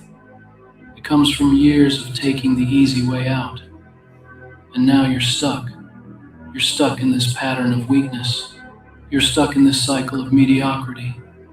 You're stuck being someone you don't even respect. And the only way out is to start keeping your promises to yourself. The only way out is to start doing the things you say you're going to do. The only way out is to become someone who can be trusted, even if that someone is you. But here's the problem. You don't think you can do it. You don't believe you're capable of change. You've failed so many times that you've convinced yourself that failure is just who you are. You've tried and quit so many times that you think quitting is in your nature. You've been weak for so long that you think weakness is permanent. And that belief, that's the real enemy. That's what's keeping you stuck. Not your circumstances, not your past. Your belief that you can't change. Your belief that this is just who you are. Your belief that you're destined to be soft forever. Let me destroy that belief right now. You can change. Any person can change. You are not stuck being who you are today. You are not doomed to repeat the same patterns forever. You are not permanently weak. The only thing that makes change impossible is your refusal to do what it takes to change. That's it.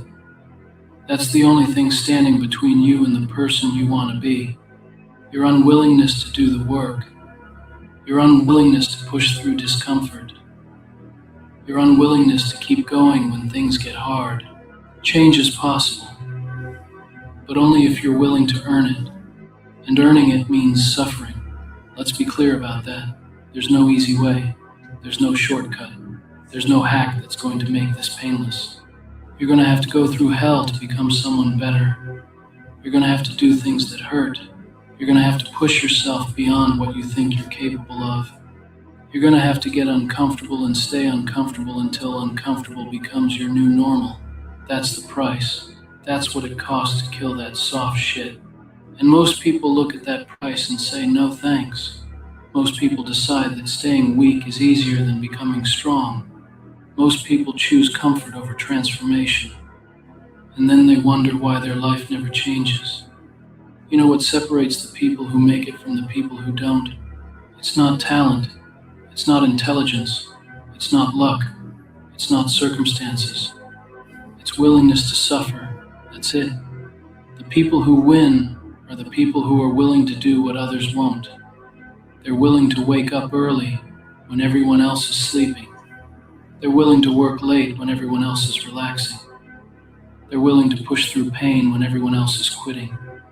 They're willing to sacrifice today for a better tomorrow. The best gift I could possibly give business owners this year is something that I should charge for and just make it free. And so that's exactly what I'm going to do. So me, Layla, and our...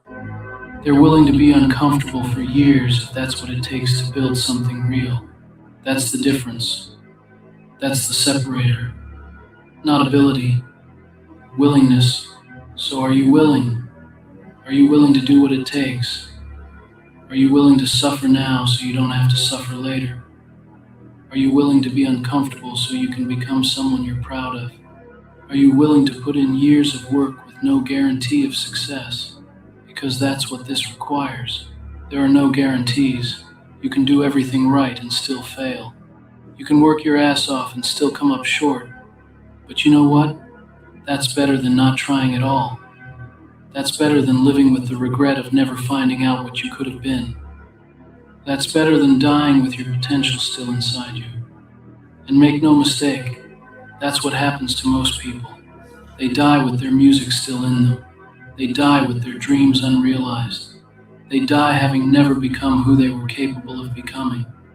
They die soft. They die weak. Chills, bro. That gives me chills. I'm telling you, that gives me chills. Just, listen to him, man. It's amazing. They die full of regret. And it doesn't have to be that way. You don't have to be another statistic. You don't have to be another person who wasted their life being comfortable. You can be different. You can be the exception. But only if you choose to be. Only if you decide that your potential is worth fighting for. Only if you commit to killing that soft shit once and for all. Let me tell you what that commitment looks like. It looks like getting up when the alarm goes off, not hitting snooze, not negotiating with yourself, just getting up. It looks like doing the workout even when you're tired, even when you don't feel like it, even when every part of you wants to skip it. It looks like making the sales calls, having the difficult conversations, doing the work that scares you. It looks like saying no to the things that feel good but don't serve your goals. It looks like saying yes to the things that hurt but move you forward. It looks like being disciplined when everyone around you is being lazy. It looks like being focused when everyone around you is distracted. It looks like being committed when everyone around you is dabbling. It looks like training in the rain, working when you're sick, studying when you're exhausted, pushing when you're broken, getting up when you're knocked down. It looks like failing and trying again, falling and getting back up, being told no and asking again. It looks like persistence, consistency, relentlessness. It looks like refusing to quit no matter what, refusing to give up no matter how hard things get, refusing to be soft no matter how much easier it would be. That's what commitment looks like. That's what killing the soft shit requires. And if you're not willing to do all of that, then you're not serious. You're just talking. You're just wasting time. You're just pretending. And you know what? Pretending is exhausting. Living a lie is exhausting. Being someone you're not is exhausting. You're tired right now not because you're working too hard. You're tired because you're not working hard enough. You're tired because you're living below your potential. You're tired because you're not being who you're meant to be. You're tired because you're carrying around all this unused potential, all these broken promises, all this wasted time. And that weight, that's heavier than any workout. That's more draining than any amount of work. That's what's really killing you, not the effort, the lack of effort, not the struggle, the avoidance of struggle, not the pain, the fear of pain. You're scared. Let's just say it. You're terrified. You're afraid that if you try, you'll fail. You're afraid that if you put yourself out there, you'll get rejected. You're afraid that if you give it everything you've got, it still won't be enough. And that fear is keeping you stuck. That fear is making you soft. That fear is the reason you're not living the life you want, because you'd rather not try than try and fail. You'd rather stay safe than risk being disappointed. You'd rather live small than risk being hurt. And I get it. Fear is real. Fear is powerful. Fear can paralyze you. But you know what's more powerful than fear? Action, movement, doing it anyway. Because here's the secret that nobody tells you. Everyone is scared. Everyone has fear. Everyone doubts themselves. The difference between people who succeed and people who don't isn't that successful people don't have fear. It's that they do it anyway. I don't want to bore you guys to death, but that's usually what I meditate to in the morning or at night or whenever I meditate.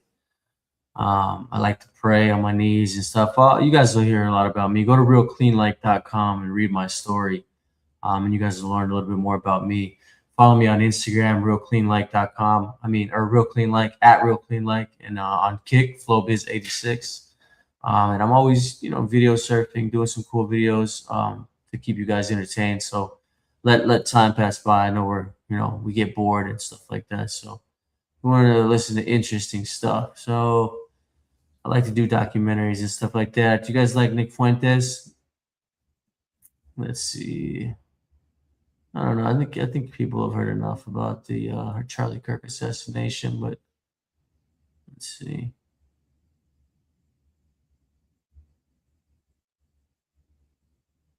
Hold on. Let me see. I want to find a good video. Looks for status. No, it's a dumb video.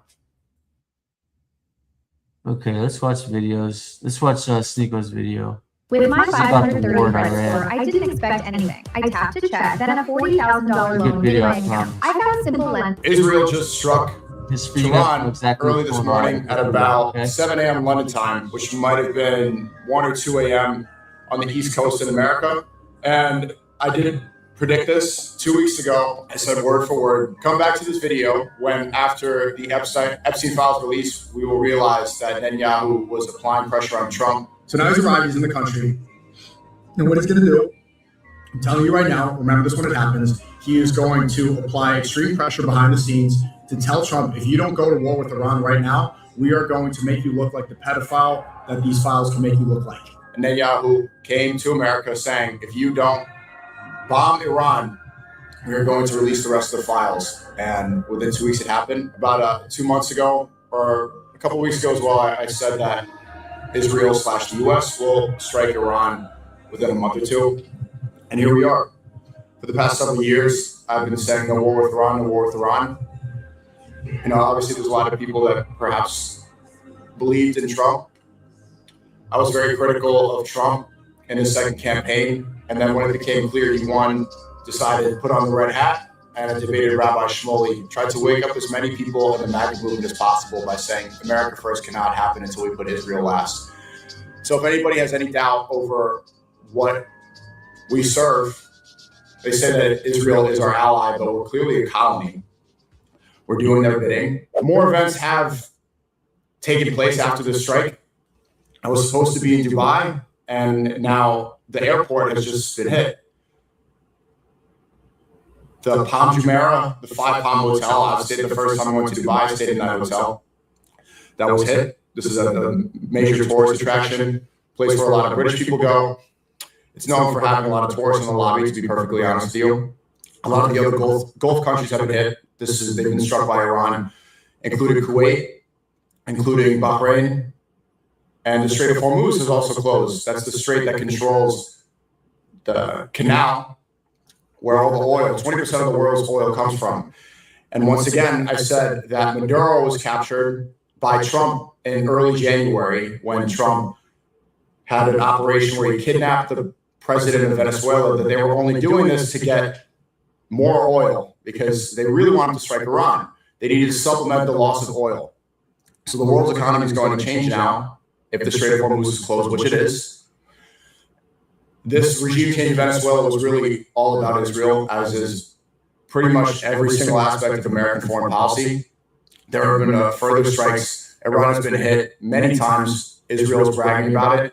The Jews are celebrating in Israel for their Shabbat, dancing, jumping up and down. They're not claiming that Khamenei is dead. We haven't been shown any real evidence of this. I don't think he is dead, and I'm not going to believe a word they say. You have to remember that everything they say, they're incentivized to lie. So this seems like it is the crux for World War III. This is the catalyst. You could say that it was the 12-day war in the summer of 2025 when Trump / Israel and the U.S. they work as one now. And even when you see Keir Starmer, the Prime Minister of the UK, step in and say that they're now joining the war, most of the West are all in support of Israel. And this was, it's a major shock. And I have to say, from a personal point of view, you guys saw me say my plan. I just got back from London. It's Ramadan right now. It's also Lent, Ramadan Kareem. There's a lot that I need to talk about. One, no more infighting. For the Christians, it's time to remember the issue. Jewish supremacists are controlling America. Jewish supremacists are the ones bringing us into this war. Trump said in a speech, there might be casualties, but it's part of warfare. And ever since the Epstein files were released, people cared about it for a week or two. And then there's been so much infighting. There's been people talking about dogs, so much misdirection, people talking about ICE, people talking about Mexico. And all this was a strategic, coordinated effort to get the Goyim speaking about things other than the major issue going on. This is more than just what's geopolitical. This is eschatology and religion, meaning this is part of the end times. Right? All of this has been predestined. All of this is eschatology in Christianity, Islam, and Judaism. We can't keep being divided over silly things. In 2028, J.D. Vance is going to run against Gavin Newsom. Gavin Newsom just mentioned clavicular on a podcast really soon. We got to remember what's important here. We can't let J.D. Vance, we can't let the GOP keep bringing us into these wars. We're not going to support J.D. Vance. Obviously, you guys know I'm Muslim. I only put God first. Muslim means a servant of God. I tried to order something and it went to the London hotel and they keep on calling me. It means servant of God, and that's what I put first. But geopolitically, and in this world here, I put America first. This is my country. I woke up this morning and I had this weird feeling. I had this strange feeling that I should not go to Dubai. Wallahi. You guys and I have detailed the plan. The plan was to go from London, because during Ramadan I do this every year. I go to London, I went to Lebanon last year, I went to Morocco, I go to Saudi Arabia several times a year, and now we're seeing that even Riyadh was hit. Some of this could be misinformation, but we saw that Riyadh was struck. Dubai has definitely been struck. There have been strikes around the Burj Khalifa, Palm Jumeirah. You guys, you know that I streamed there. I had this weird feeling that I should go back to America. One, because I was seeing how much we were being divided within our own country. People yelling about stupid things, and especially when the Jewish supremacists try to get Christians on their side, their tactic is to create an us versus them mentality to demonize Muslims. But Muslims and Christians have so much in common that I don't see it worthwhile to focus on what we have different than us. And I know some people will criticize and say that, okay, that you've been attacking, that you've been, in my point of view and from my perspective, I've only been defending when Christians are attacking. But at this point, and I'll be straight up, I spoke to Nick Fuentes and I'm like, this petty back and forth that we're doing, but a lot of it is like intellectual sparring and it's fun and it's content, and he's still a good friend of mine. But he's a perfect example of somebody that I align with politically almost completely. America first cannot happen without putting Israel last. I've been saying this. I'll show you all the tweets where I've been saying this. You guys know that I've been consistent with this. I spoke at Fuentes rally too. But the reason that I respect him so much outside of our personal friendship is that he is the strongest political movement in America to destroy that AIPAC alliance, to get rid of that Israel is our greatest ally mentality. We need to get rid of that. And by extension, Palestine can be free. And then we won't be getting into wars like this. Trump campaigned on no new wars. Trump was the America First candidate in 2016, and people like me supported him because he was critical of the mistakes that we made in Iraq. And now he's abandoned all of that. It seems, and there's really no other explanation. He's doing that just to appease his Jewish supremacist handlers. He's 80 years old. Trump is 80 years old and would rather. Yeah, he's 80 years old. Most presidents are the same age. So what's wrong with that? But yeah, Sneagles got a good take here. I like it. I'll talk about it when the video is over, so you guys can watch it in peace.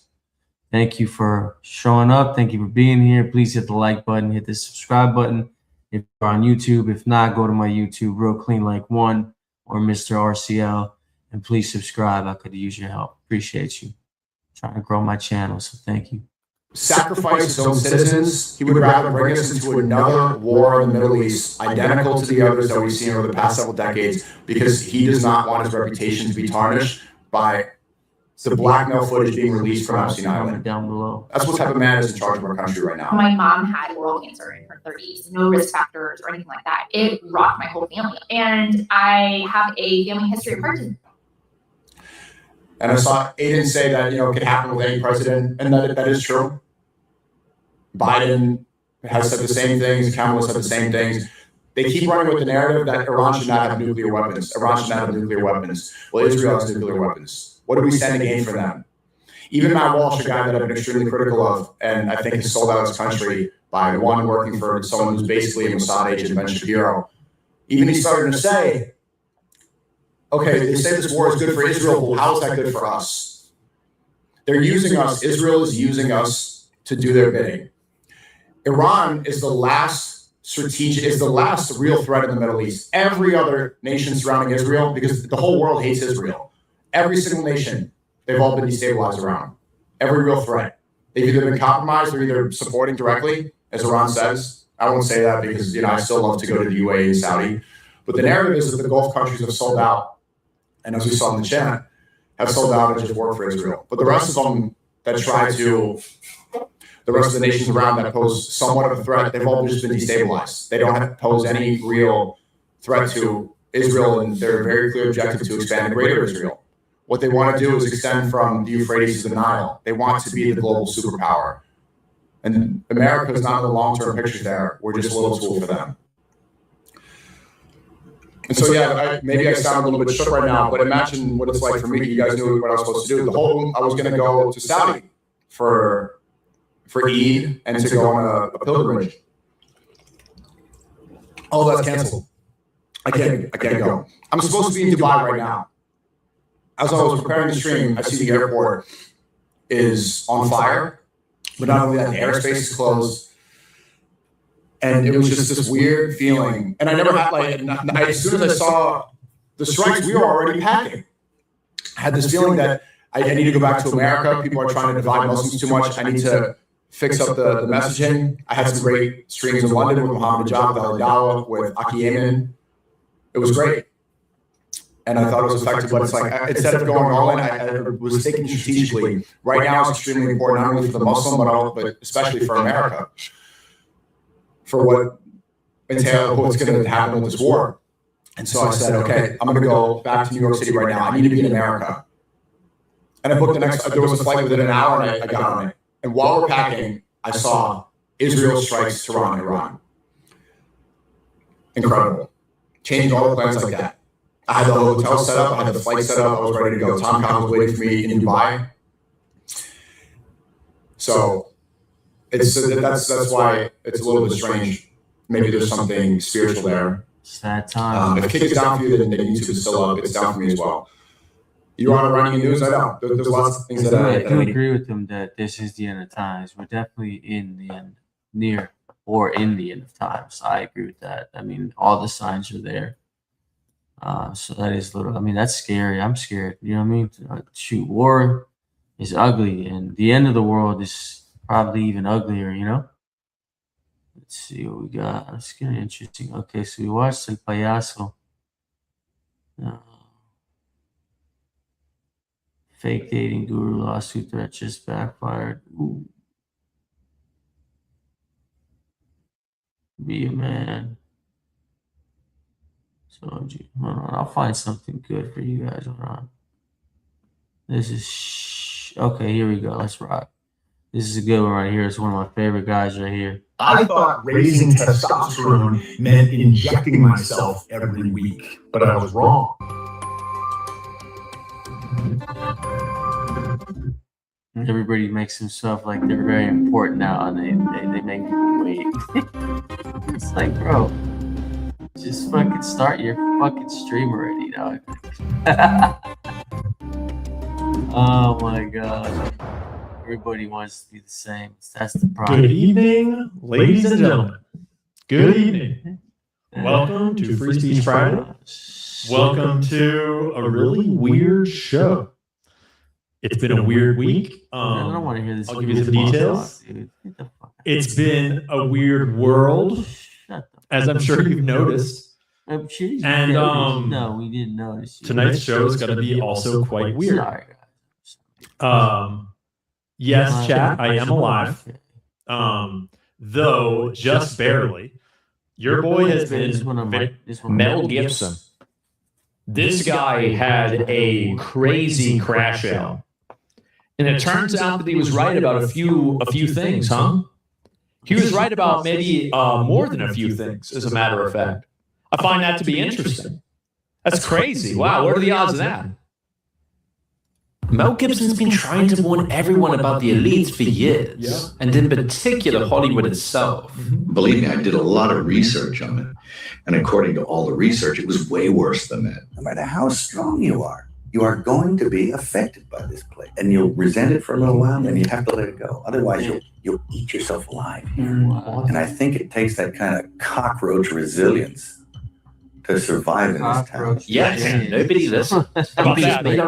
That means literally it was so bad that even a fucking cockroach could survive. As they say, a cockroach can survive anything. You know what I mean? To be a crazy man. But today, people are finally waking up to what he saw. It turns out all he got wrong was the city. Yeah, so he was just telling the truth. Yeah. 20 years ago. And the message he gave us would eventually Blacklisted cost him Hollywood. his life. Side of the head. You get him by a pack of it'll be your fault. Yes, back in the 1980s, Gibson was so successful, he was operating at a level where studios would greenlight whatever he wanted. In 1996, he was Braveheart huge. the Oscars, 5 wins, including Best Picture and Best Director. Gibson stood on that stage and called himself a fiscal imbecile. And they had no problem with giving the reins to a fiscal imbecile. You know, this takes real courage. And everyone laughed because he made them all very rich. But if you were paying attention around then, there were signs he saw Hollywood very differently than most people who'd made it to his level. In 1998, Playboy did an interview. 1998. All the usual promotional stuff about whatever film he was selling, he said something that did raise some eyebrows. Okay. He talked about a producer, but he wouldn't name him, whose entire philosophy about women on film was this. He says, women on film, either naked or dead. Both is better. Then he kept on going. You know, I had a whole bunch of weird paranoid suspicions about what the hell was going on because there was a lot of stuff I couldn't understand. Right. And I formed a bunch of opinions about the town, about the people in it, that were like, surely that couldn't be. There's no way. A whole place can't be like, you know, weird town, you know, where the stranger wanders in and all the people are in the bar and they all shut up when he looks at them. And then you go away and you think, no, I was wrong. I mean, that's insane thinking. I'm paranoid. I imagined that stuff. And then you find out later on the track that you were exactly on track with a lot of this stuff. They ask him about the social contract in Hollywood, and Gibson explains. You can't get mad. You can't let it get you because you have to make a deal with everyone else, and it's almost unspoken that you are going to be over at some point by people who you may have done something nice for. He also tells a surreal story about meeting Christopher Walken on a New York rooftop, which he's obviously dramatizing, but if you don't take it to face value, it does tell you something about the almost otherworldly nature of Hollywood from the outsider's perspective. No, he came to see me on a rooftop in New York. I said, hey, can I talk to you? And he said, sure. He floated in sideways through a crowd of people. He was wearing black. And it was like one of those old vampire movies where they don't walk, but they glide. And he was a dancer, you know, so he had very, you know, graceful. And my assistant was there, and he left because he couldn't stand it anymore. The air had turned cold. This was when Gibson was in the spotlight 24/7, and he was already letting on about some of the industry's practices. He was trying to articulate something that had remained unspoken.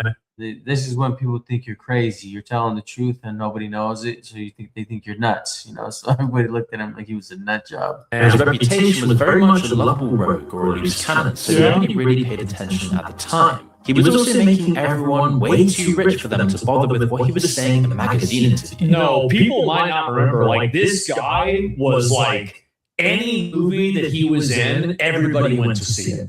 Like, he was like the biggest movie star. Like, I remember whenever The Patriot came out, Braveheart, like, holy fuck. Everybody was Signs. No, not Signs. Was it Signs? Yeah, I think it was Signs. Like, yeah, megastar. He was the biggest. But maybe he could see it. Lethal Weapon, I forgot about that. Wasn't made in Hollywood the way most people at his level was. Yeah, like I said, he always seemed a little off to me. You know, that's what I'm saying. I think it was just because he was just crashing out because he knew the truth about all the baby eating and all the, you know, unaliving that they were doing. He wasn't some nepo Hollywood adjacent. His family moved from New York to Australia when he was just 12 after his dad won a workplace injury settlement. He had no connections and no industry parents carefully managing his rise. See, that's right, bro. Like, this guy just made it out of the mud. Actually, literally, because it's Australian.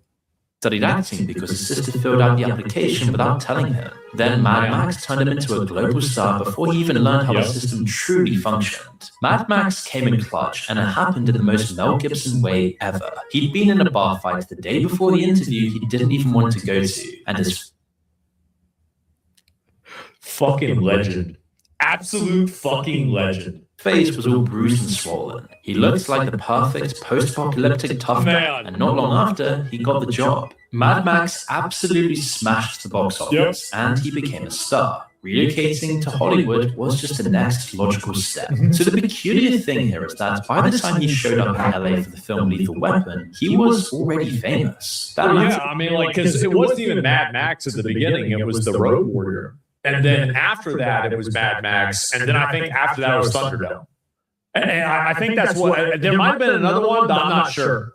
It's because he didn't owe anyone. He didn't have to spend years. Because the thing is that, I was a big fan of Fist of the North Star. I love the anime. I think it's amazing, right? Kenshiro is fucking a G. I didn't realize, because I thought, oh, well, like, JoJo just copied Fist of the North Star, and Fist of the North Star was the OG. Nah, bro. Like, Fist of the North Star was Mad Max. It was the original Mad Max. 1 for 1. Especially the villains.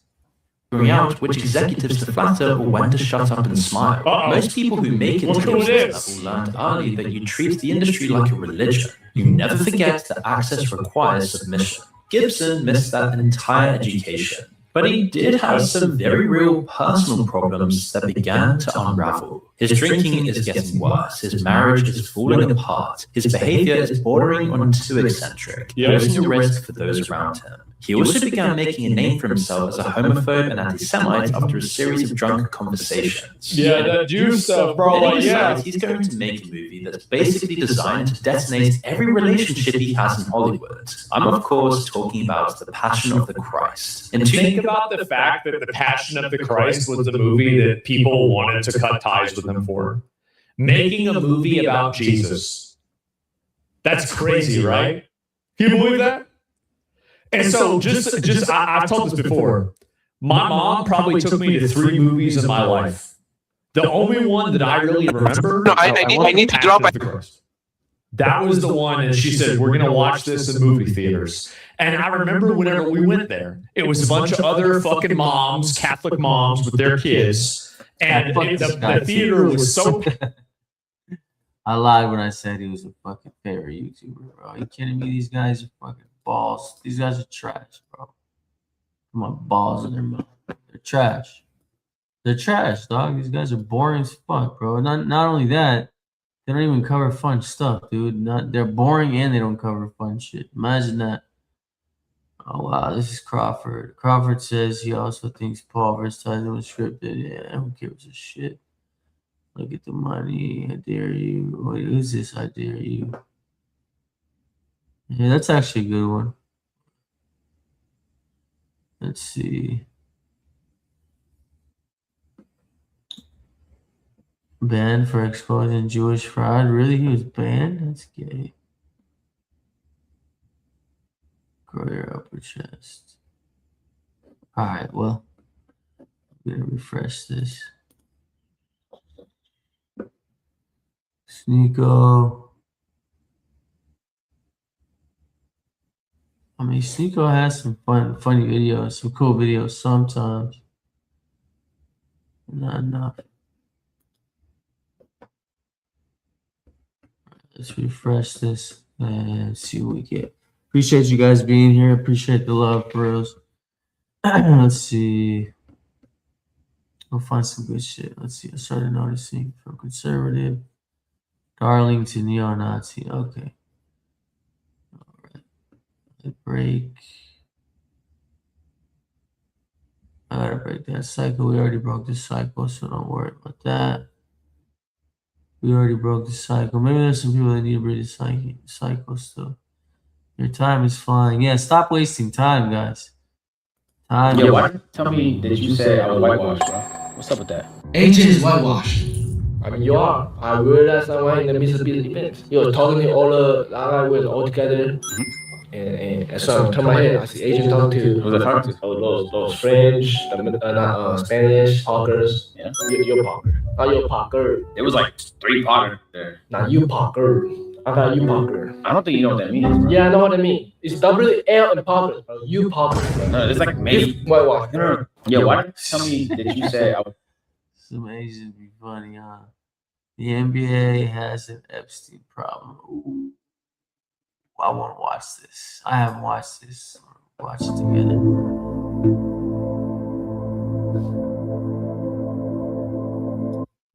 Leon Black founded Apollo Global Management and was its largest individual shareholder. Leon Black paid Jeffrey Epstein $158 million for services over 5 years. I don't know if you're familiar with this email. I'll show it to you. The subject is Tom McMillan. Have you seen this? That's so crazy. I mean, I have no idea where this comes from. The owner of the Philadelphia 76ers had breakfast at Jeffrey Epstein's mansion. The part owner of the Lakers took 2 business meetings with the man. The guy who co-founded the firm that bankrolled multiple NBA franchises paid Epstein $170 million. And the commissioner of the entire league, his college roommate, just so happens to be a top executive at that exact same firm. When the DOJ dropped over 3 million documents from the Epstein files in January of 2026, everybody was looking for politicians and Hollywood names. But buried inside those files is a web of connections that leads straight to the front offices, the ownership suites, and the financial backbone of the NBA. And what I'm about to walk you through might change the way you look at professional basketball forever. Because this isn't just one email. This isn't just one owner. This is about a system. And the NBA is sitting right in the middle of it. So before we get to the content, you guys know YouTube doesn't love Epstein content. So as a result, this video might get blacklisted just so YouTube could try to hide this video from other feeds. We could counteract this by just you leaving a like on this video so we can push this in the algorithm, because I think this is a very important video to make. And now let's get to today's video.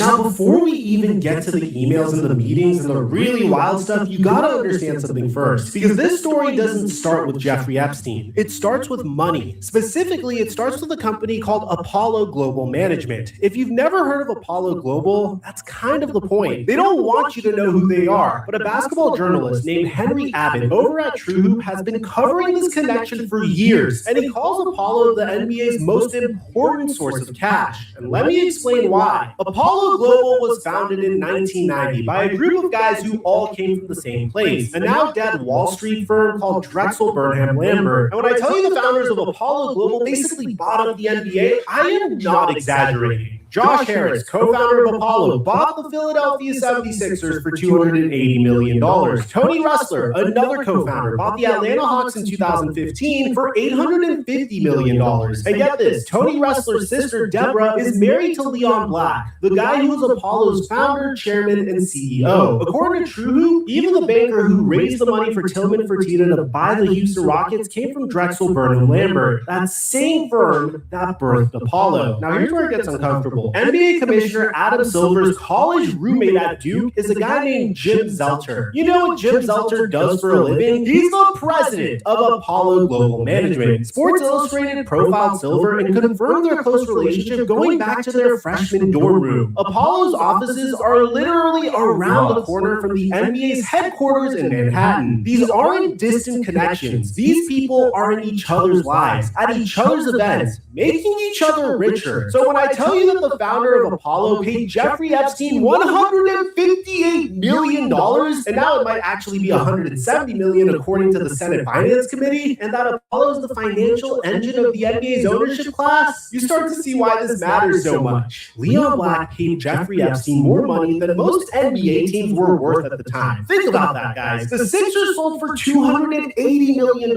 Leon Black paid Epstein $170 million. $170 million to a guy who wasn't even a licensed tax attorney or CPA. And when reporters asked Black about it, his defense was basically that he's so rich that he didn't even notice. His exact excuse was that $158 million doesn't mean that much when you're worth $14.4 billion.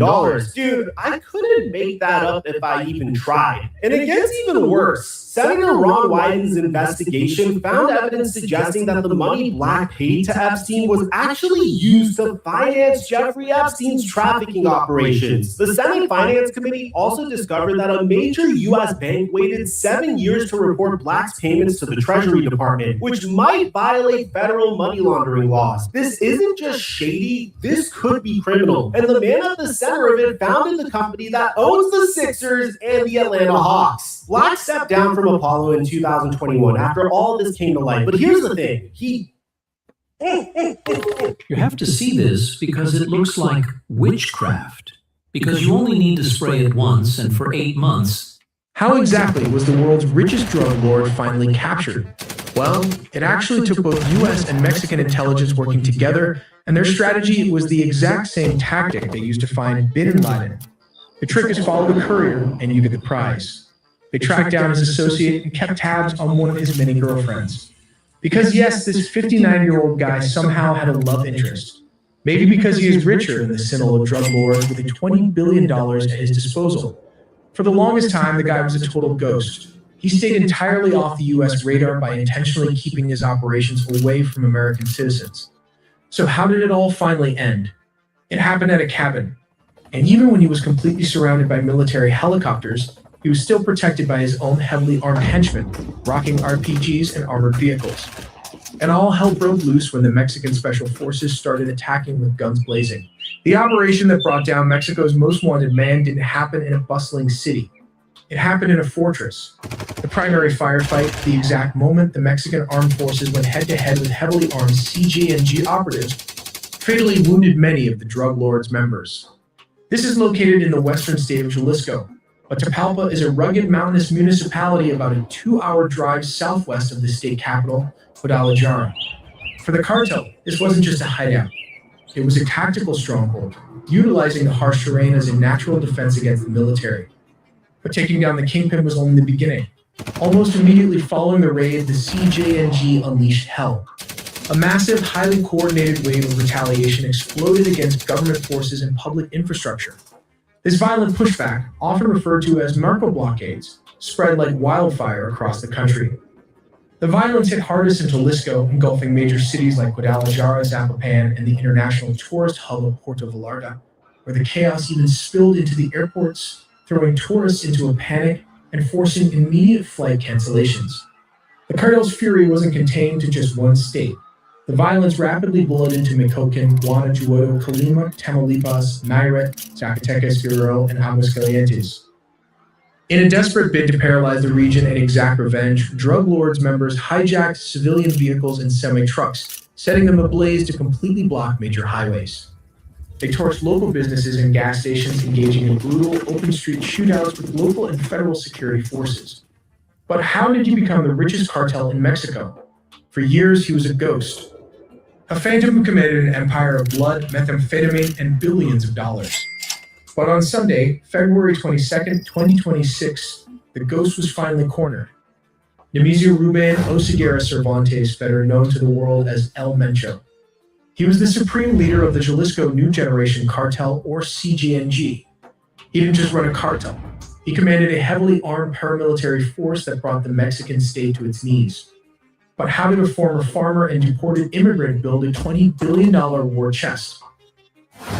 And what exactly happened in the violent, fiery raid that finally took his life? To understand his explosive end, we have to look at his quiet beginning.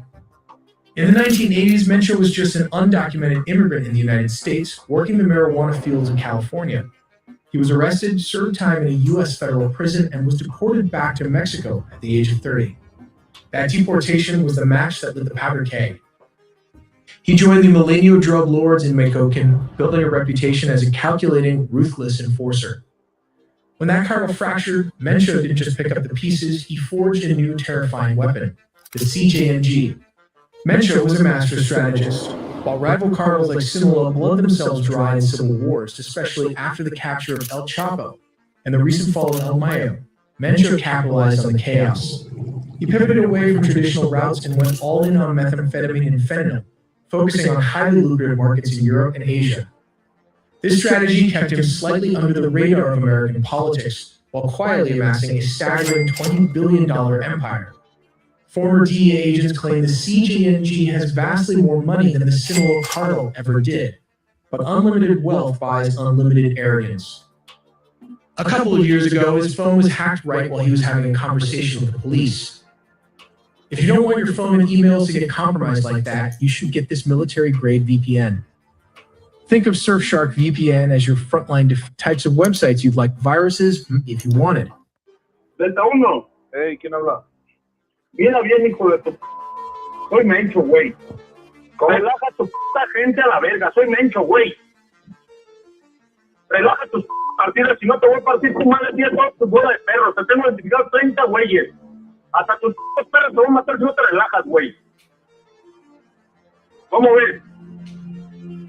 Ya está, señor, ahorita nos va. Oh, no cuelgues, hijo de la verga. Te tengo ubicado más en No le estoy colgando, le estoy diciendo, ahorita nos va. Póngase de las pilas, güey. ¿Qué le puedes hacer, amigo? Uno no se mete con ustedes para que se pasen de verga. No, señor, ahorita yo se las va. Pongan, mire, revíremeles a todos los hijos de su mamá, porque todos agarran y nadie son buenos de puercos. Sí, es lo que me están diciendo. ¿Se me ponen al tiro o tú eres el primero que vas a marchar por ellos, León? No, señor. ¿Vale? No, señor, no se trata de eso. Váyanse a la verga, porque aquí los vergazos están al 220, ya se la sabe. Y mira, Mike. No, señor, no se trata de eso. Ahorita es lo que... Entonces, si quieren la mitad, sí, ya tener un amigazo, pero si no, hay que sumarle a la verga. No, yo sé, señor. Ya estoy hasta la verga de que no entiendan, loco. Señor, usted me conoce, usted sabe que soy de amistad. Pues por eso me extraña. Yo te entiendo, güey, pero por lo menos yo sé que tienes gente y la familia. Verga, no pongas de las partidas. Yo lo sé, señor. Nada más no quiero que me apagues este teléfono, después te voy a marcar, güey, a ver si no se relajaron a la verga, ¿eh? No, ahorita le voy a marcar. A todos en general, güey, relájenme los vergas, por favor. Ahorita le voy a marcar de otro número, a este número que me está marcando. No, este no le vuelvas a marcar, yo le marco cuando yo pueda. Ándale, pues. Pero no me lo apague porque lo voy a entender como negatividad. No, señor, ahorita le mando un mensaje de otro número. Ahora después me lo lees, que se relaje. Sí, señor, usted me conoce, usted sabe que hay respeto. Y nada más. Hasta igualmente, de aquí para allá también. Ahí disculpa por las malas palabras. Aquí los muchachos son los que están allá y usted y yo se los partido. Ahora pues, ahí le encargo. Ándale, señor. Ahí relájenmelos a todos, dígale que va de parte mía. Claro que sí, señor. Ya está. Never sue the other driver after a car accident. There's a better way to get paid a way That guy bigger had check total without control having to of go to the court police. or It's pay. crazy, dude. But how did the Mexican and US intel caught him? Why did you follow the girlfriend? Yes, literally follow the girlfriend. Intel identified a trusted cartel associate with a very specific job, moving one of El Mencho's love interests. They placed this courier under strict, round-the-clock surveillance, waiting for him to make a move. And eventually he did. Agents tracked the associate as he escorted the girlfriend to a secret rendezvous point. The trail led them exactly where El Mencho felt safest. The heavily guarded, secluded cabin compound in Tapalpa, a picturesque mountain resort town about 80 miles outside of Guadalajara. On Saturday, February 21st, 2026, the girlfriend arrived at the compound. Mexican military commanders had eyes on the target, but they didn't rush in. They played the waiting game. They held their positions, watching silently until she safely departed the property later that day. Her departure confirmed what they needed to know. El Mencho and his heavily armed security detail were still inside. To pull this off, the military had to maintain absolute secrecy. In the early, pitch-black hours of Sunday, February 22nd, the trap was sprung. The moment they breached the perimeter, all hell broke loose. The CJNG didn't just have standard rifles. The compound was a fortress defended by armored vehicles and military-grade rocket launchers, specifically designed to blast military helicopters out of the sky. When the Mexican Army Special Forces breached the perimeter, a fierce, sustained firefight broke. The air was instantly thick with the deafening roar of 50-caliber machine guns and the shattering blasts of rocket-propelled grenades. 4 cartel members forming the inner security ring were killed instantly in the courtyard. 3 Mexican Special Forces soldiers were severely wounded as they pushed through the barrage. As his defenses collapsed, the 59-year-old Kingpin attempted to retreat. But where was he during the raid? Tactical reports placed El Mencho in the west wing of the safe house, a fortified section of the compound likely intended to shield him or provide access to an escape route while his guards held off the assault. But the military's push was too fast and too overwhelming. Amidst the chaotic crossfire, Mexican Special Forces laid down heavy suppressing fire using their standard issue FX-05 5.5 6mm assault rifles. High-velocity rounds tore through the reinforced doors and drywall of the west corridor. Caught in the fatal funnel of the hallway, the Kingpin was hit. Struck multiple times in the torso by the 5.5 6mm rounds, El Mencho collapsed onto the floor of the west wing. Critically wounded and bleeding heavily, his remaining security detail was neutralized. We also made a deep dive into the sea, air, and land components of the nuclear triad, so subscribe for more videos to not miss a beat. Hours ago, not weeks, not months, hours. The Mexican military just killed the most wanted man in the Western Hemisphere, Nemesio Oseguera Cervantes, El Mencho, the leader of the Jalisco New Generation Cartel, the man who shot down a military helicopter with a rocket launcher, the man who tried to assassinate Mexico City's police chief, the man the U.S. government was offering $15 million to capture, dead, killed by special forces in the mountains of Jalisco. And right now, as you are watching this, 6 Mexican states are on fire, buses burning, highways blocked, gunfights in the streets, the cartel's response to losing their leader. But here's what makes this story insane. Before El Mencho became the most powerful drug lord on the planet, he was a cop, a Mexican police officer working the same side he would later terrorize. Before that, he was an avocado farmer's kid who dropped out of school in 5th grade. And before that, he was guarding marijuana fields at 14 years old. This is the story of how a 5th grade dropout from one of the poorest villages in Mexico became more powerful than El Chapo, how he built a fentanyl empire responsible for hundreds of thousands of American deaths, how he evaded capture for over a decade while his entire family got locked up, and how it all ended today in a helicopter ride to Mexico City that he did not survive. July 17, 1966, a village called Naranjo de Chila in Aguililla, Michoacan. If you have never heard of it, that is the point. Nobody has. It is a farming community in the mountains of western Mexico. Dirt roads, no running water, families growing avocados because that is what the land allows. The Oseguera family has nothing. Nemesio is born into a house where dropping out of elementary school is not a choice, it is survival. By 5th grade, he is done. No more classroom, time to work. He starts in the avocado fields, the same as his father, the same as everyone. But here is what is different about Michoacan. The same mountains that grow perfect avocados also grow something else, marijuana, opium poppies, and the cartels that traffic them. By 14, Nemesio is not picking avocados anymore. He is guarding marijuana plantations for the traffickers, standing watch with a rifle while older men do the harvesting. Think about that. 14 years old, armed, working for drug traffickers, but he is smart enough to see the math. The farmers stay poor, the traffickers get rich, and the only way out of those mountains is to become one of them or leave entirely. He chooses both. Sometime in the mid-1980s, Nemesio crosses the border illegally into California. He is maybe 18 or 19 years old. He speaks limited English. He has no papers, no money, no connections, but he has something else. He knows the drug trade. He ends up in the San Francisco Bay Area, using fake names to stay hidden. Ruben Avila, Jose Lopez Prieto, Miguel Valadez, Carlos Hernandez, a different identity for every situation. In 1986, he is arrested in San Francisco for possession of stolen property and for carrying a loaded gun. It is the first time United States law enforcement gets his fingerprints. He gets out. He goes right back to the hustle. By the early 1990s, he has moved up, not just dealing, but distributing. He and his brother Abraham built a heroin network across Northern California, in Sacramento and the Bay Area, moving product through the Central Valley. In 1991, the DEA catches both brothers. They plead guilty in 1992. Abraham receives 10 years. Nemesio receives 5 years. Here's the thing. For most men, that is the end of the story. You do your time, you get deported, you stay in whatever village you came from. Maybe you keep dealing small time. Maybe you go straight. Nemesio does something different. He learns.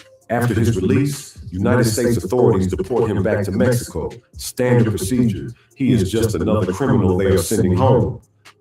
But something happens next that almost nobody expects. He becomes a police officer. Seriously. The guy who just spent years running heroin in California joins the police force in Jalisco, puts on the uniform, carries the badge. Now, was he actually enforcing laws?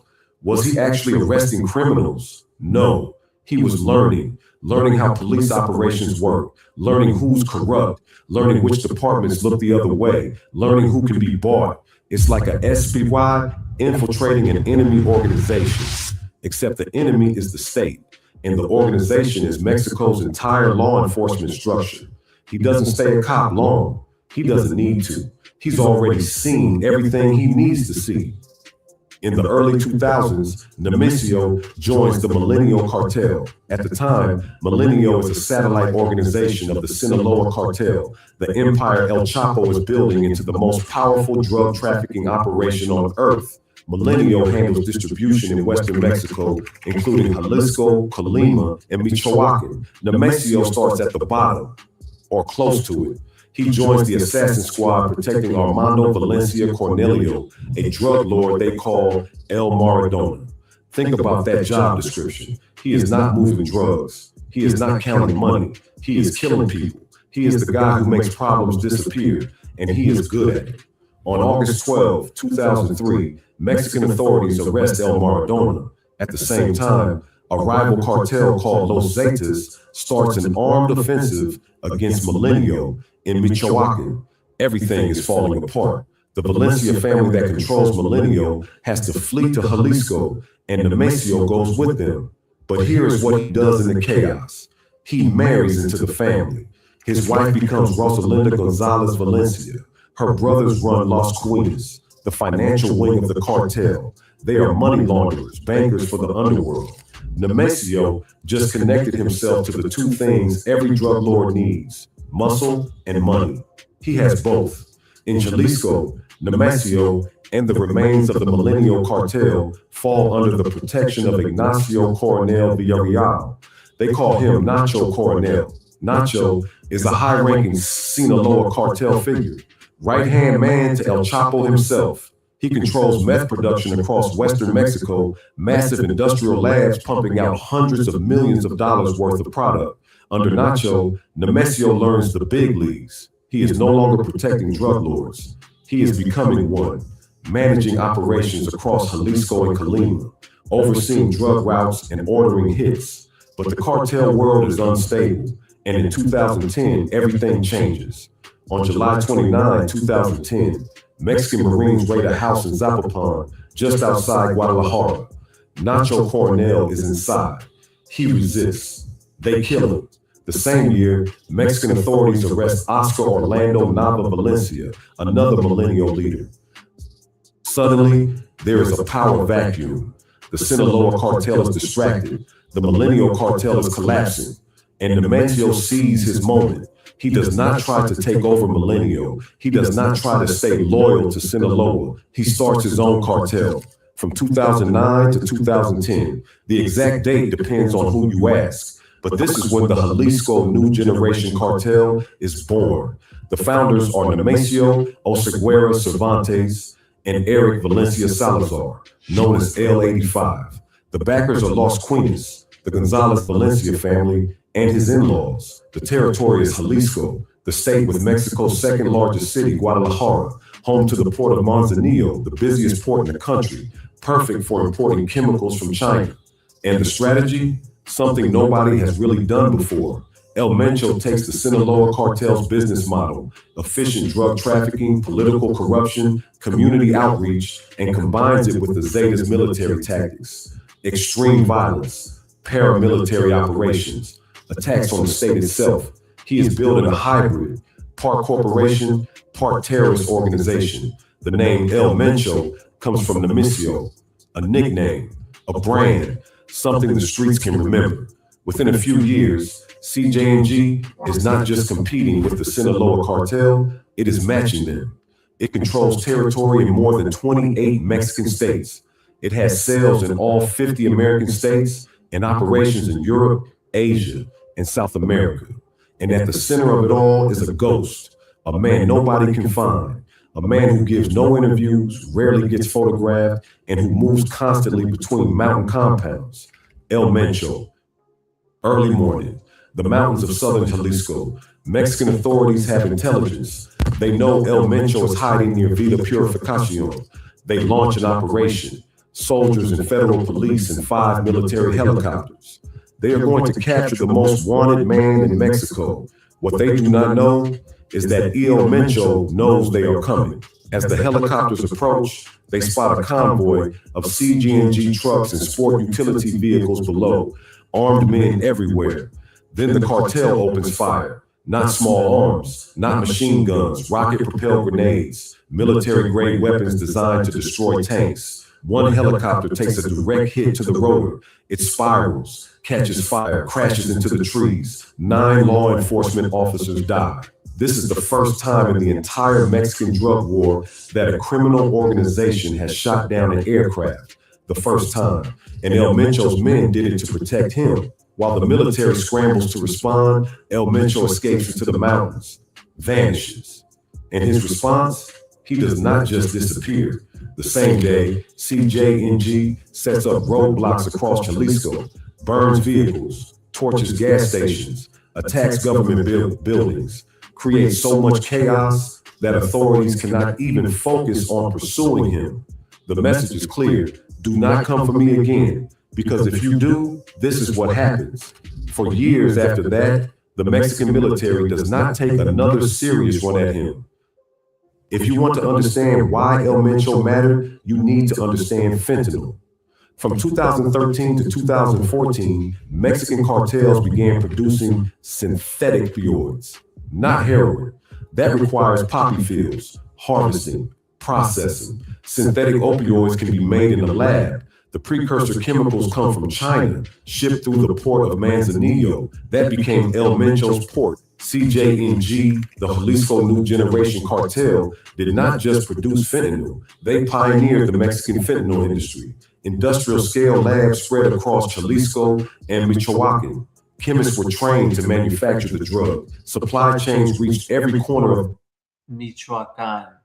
Not Michoacan. What the fuck? That just sounds funny. United States. 1 kilogram of fentanyl costs roughly $4,000 to produce. That same kilogram cut and sold on American streets is worth over $1 million. The profit margins are insane, and the death toll is worse. From 2015 to 2025, fentanyl overdoses killed over 500,000 Americans, more than every war the United States has fought since Vietnam combined.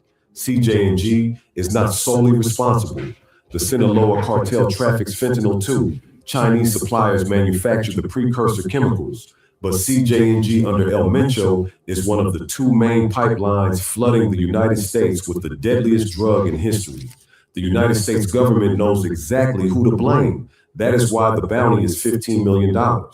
That is why, in February 2025, President Trump's administration designated CJNG as a foreign terrorist organization, not a cartel, a terrorist organization. Same legal status as ISIS or Al-Qaeda.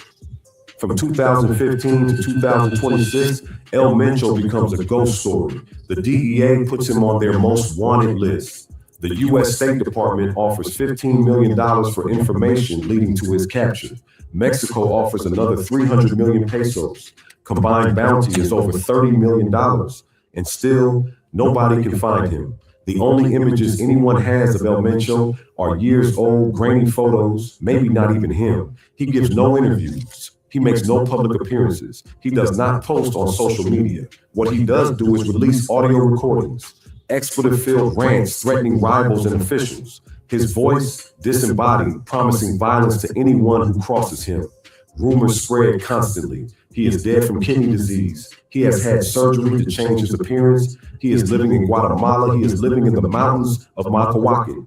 None of it can be confirmed, because here is how he stays hidden. His inner security circle is made up of former Mexican military commandos, men with special forces training paid cartel money to protect one person. His second security circle includes 120 men whose only job is to set up ambushes against anyone trying to get close. He moves between mountain compounds. He never stays anywhere long. He uses encrypted communications. He trusts almost no one. Meanwhile, his cartel keeps growing. While El Mencho hides, his family runs the operation. His son, Ruben Oseguera Gonzalez, known as El Menchito, is second in command. He was born in San Francisco in 1990, which makes him a United States citizen. He has been groomed for leadership since he was 14 years old. El Menchito is the enforcer. Court documents say he ordered at least 100 killings. He personally shot 2 people. He directed the purchase of weapons, including 50 caliber rifles and 40 millimeter grenades. When Mexican authorities arrested him in Mexico in 2014, they released him for lack of evidence. They arrested him again and released him again. He was arrested a 3rd time and released a 3rd time. Mexican judges kept letting him go. Some people suspected corruption, others thought the evidence was genuinely weak. Either way, El Menchito kept walking free until 2015, when they finally held him. In February 2020, they extradited him to the United States. His sister, Jessica Johanna, known as La Negra, was in Washington, D.C. at the time, trying to see her brother at his court appearance. Federal agents arrested her as well. She faced charges of financial crimes supporting CJNG. So now El Mencho's son and daughter are both in United States custody. His wife, Rosalinda, known as La Jefa, was arrested in Mexico in November 2021. Authorities say she managed the CJNG finances, running the cartel's money. His brother Antonio, known as El Tony Montana, was arrested in December 2022. His brother Abraham, known as Don Rodo, was arrested in February 2025. His son-in-law, Cristian Fernando Gutierrez Ochoa, known as El Gaucho, faked his own death, moved to California under a false identity, and was caught in November 2024. One by one, everyone around El Mencho gets taken down. his entire family, his entire inner circle, and still he stays free. El Machito's trial ends in Washington, D.C. The charges: conspiracy to distribute methamphetamine, cocaine, and fentanyl, weapons. Damn, life plus 30 years. Ultimate consequence. Life plus 30 years, 6 billion. Wow. It's wild. Charges: murder conspiracy. The verdict: guilty on all counts. The sentence: life in prison plus 30 years. The forfeiture order: $6 billion, $6 billion. That's how much money the U.S. government says El Machito made trafficking drugs. That's how much they are seizing. His lawyer argues the sentence is excessive. It's a lot of money, guys. Everything happened in Mexico, he says. This should have been tried in Mexico, but fentanyl deaths happen in America. American addicts, American families, American juries, life plus 30 years, no parole. El Mencho has now lost his son forever. His daughter served 2.5 years. His wife was just released a few weeks ago. His brothers are in custody. His son-in-law is serving 11 years. The man who ruled an empire is now essentially alone. We need to go back for a moment. 6:30 in the morning, Mexico City, one of the wealthiest neighborhoods in the capital, Lomas de Chapultepec. Omar Garcia Harfuch, the head of Mexico City Police, is driving to his daily security briefing. A black SUV bodyguards, routine morning. Then armed men block the road. There are maybe a dozen of them. They open fire with 50 caliber machine guns, rifles, grenades. Hundreds of rounds pepper the police chief's vehicle. Garcia Harfuch takes 3 bullets. His 2 bodyguards are killed. A woman delivering food who happened to be... Oh my God. My name is Alberto Alvarez. I'm a Primo medical student. There was a void for me when I left the military. Mexico is on high alert. The drug cartels taking on the Mexican federal government and threatening to kill anyone who gets in their way. Tourists in the popular Mexican holiday city of Puerto Vallarta trapped in their hotels as war rages on the streets below. Violence following the killing of the notorious cartel boss El Mencho. I would put him at the same level as Pablo Escobar and El Chapo. His full name, Nemesio Ruben Osguero Cervantes, alias El Mencho. He was the founder and undisputed head of the Jalisco New Generation Cartel, one of the most powerful criminal organizations in Mexico. The cartels in Mexico are very powerful.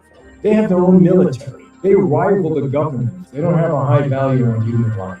They like public executions. They want people to know they have authority, they have power, they have muscle, and they carry weight. And they do it very publicly.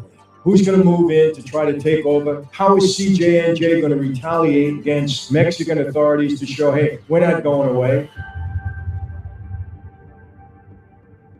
Hey everyone, welcome to another Sit Down with Michael Francis. Hope everybody is doing well. All is very good and very blessed on this end. As always, my friends, I give all the praise, honor, glory, and thanksgiving to our God for that. Well, I'm sure everybody has heard by now what happened in Mexico, and that is there was a retaliation from the cartels after a drug lord by the name of El Mencho, that's what he calls himself, was killed by Mexican authorities. And it seems that violence broke out all over Mexico. And, you know, let me say this before I go any further. I love visiting Mexico. I love the Mexican people. We have a place in Puerto Vallarta that we go to quite frequently. And it's a wonderful town. I mean, really, everything about it is so beautiful. And we didn't expect any violence ever to break out there because it's very peaceful. It's one of the most visited cities in all of Mexico. It's beautiful. Really love it. And it was kind of surprising to hear that violence broke out in that city. And hopefully that's the end of it. I understand that order has been restored, even though the State Department here in the United States has advised all American citizens not to visit Mexico, at least until they get a handle on this and get it under control. And I want to talk about a couple of things. First of all, I'll get into some of the facts. I took some notes about exactly what did transpire yesterday. You know, some of the questions now remaining, is the U.S. in any way going to, make their move against the cartels? Trump's been talking about that. As you know, he's been blowing up some ships from, or boats, I should say, from Venezuela that have been carrying drugs into the United States. There's some controversy about that. Of course, people on the left are, demonizing Trump for doing that. But what's new? They'll demonize Trump for doing anything. So, look, I'm a proponent of trying to do anything necessary to stop the drug flow into this country. We have 100,000 people a year, mostly young people, that are dying from drug overdoses. Much of it from this new horrible drug, fairly new anyway, fentanyl, that's been lacing a lot of the other drugs. I mean, we had personal tragedy here in our family. And as you know, I had a sister that died of an overdose. We've had drugs just not good in our family, let's put it that way.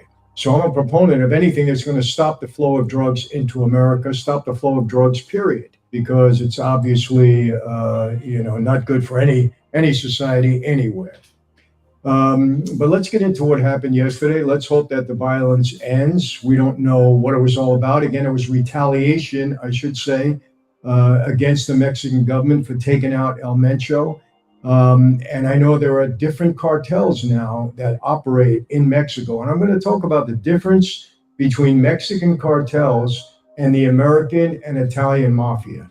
Big difference. And I'll get into that in a minute. Let me first review what happened yesterday. Nemesio Ruben Osguera Cervantes, alias El Mencho, he was the leader and founder of the Jalisco New Generation Cartel, CGNG. And he was killed in a Mexican military operation in Jalisco State on Sunday, the 22nd of February, 2026, which was just recent. Mexican authorities described this as one of the most significant blows to organized crime, the cartels, since the capture of Joaquin El Chapo Guzman. Big deal. Everybody knows who El Chapo was. And they're saying this is the biggest, capture, killing of any drug lord ever since the capture of El Chapo. The operation took place in or near the mountain town of Tapalpa in his home state of Jalisco. It was conducted by Mexican Army Special Forces. Officials say they attempted to apprehend him. He was wounded in a shootout, and then he died while being airlifted to Mexico City for a medical treatment. U.S. agencies, get this now, provided intelligence support to Mexican forces, reflecting close U.S.-Mexico coordination and U.S. political pressure to target cartel leadership. Since Trump got into office, he's been pressuring Mexico to come down on the cartels. He labeled them a terrorist group. He even said that he was going to go into Mexico on his own. The Mexican government resisted that, which I understand, that when foreign forces coming into their country, they said, we'll do it. But we do know now that America's been working with the Mexican government to try to get this cartel situation under control. And hey, cartels want to operate in Mexico, fine. Just keep them out of the United States. Unfortunately, there's a big market here for drugs. It's going to be difficult. California, where I live, is one of the main entryways for all the drugs. We have a sanctuary city, thanks to our wonderful governor and our democratic leadership here. So drugs pour in, no question, and they go throughout this state, throughout the country.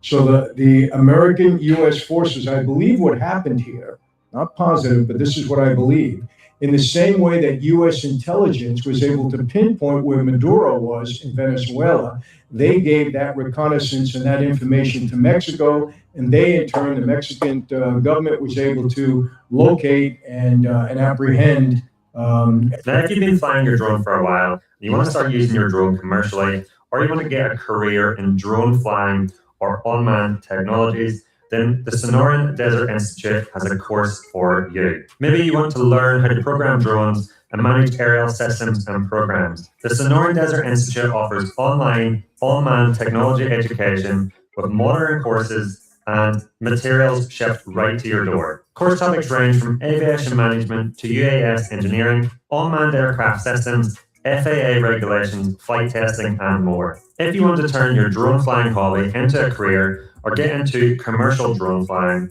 then this is a course you should really check out. And I recommend checking it out if you're looking to turn your drone flying into a career.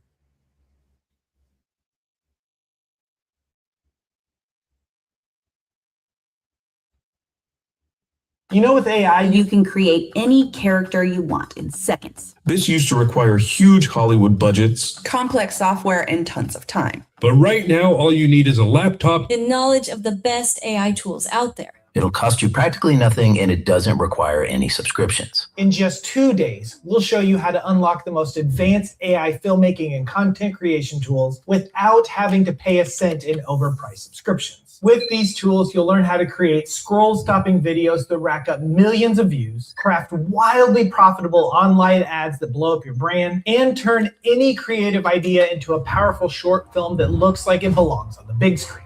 But it's not just AI filmmaking that you're going to learn. With AI, you can create any image or graphic that you can imagine. You can create full-blown viral YouTube thumbnails in seconds. Your website, emails, infographics, your entire business can be built with AI. People are using AI to fill up their content calendar in seconds. AI can come up with countless viral ideas. It can script and storyboard your content, all while keeping your unique creative voice. All you need is the right tools and how to use them. It's the new year and ContentCreator.com is having its biggest sale of the year. And you can get our AI creator course, viral video editing course, and our pack of insane video editing templates for an incredible discount. Let's start with the AI creator course. It costs less than a dinner date with your grandma, but like so many of our students tell us, it will blow your mind. Now, before I show you exactly what you'll learn in this course, I want to ease your mind with a few important details. Number one, this course is designed to help you avoid paying expensive subscriptions for AI tools. We show you the secret ways to access most tools without signing up for monthly or yearly plans. Off the bat, this is going to save you a ton of money.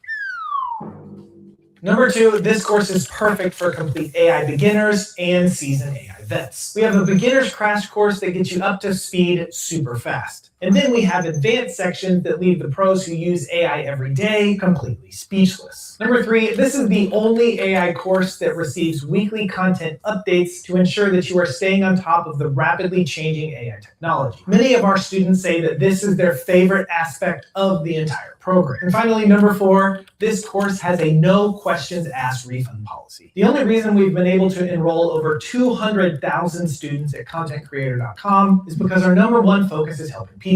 And if you don't feel like we've helped you, then you can get your money back. No questions asked. All right, let me walk you through everything that you're going to learn in the program. First, we have AI filming. With AI, you can practically create any visual that you can imagine. The challenge most people face is the ocean. Let me continue. At this point, I got to tell you, people, my blackberry wine, it's in such high demand. Blackberry, strawberry, my two favorites out of all of our fruit wines. So when you see me enjoying a glass of Franzese wine, it's normally my blackberry. I don't have a glass of wine every single day.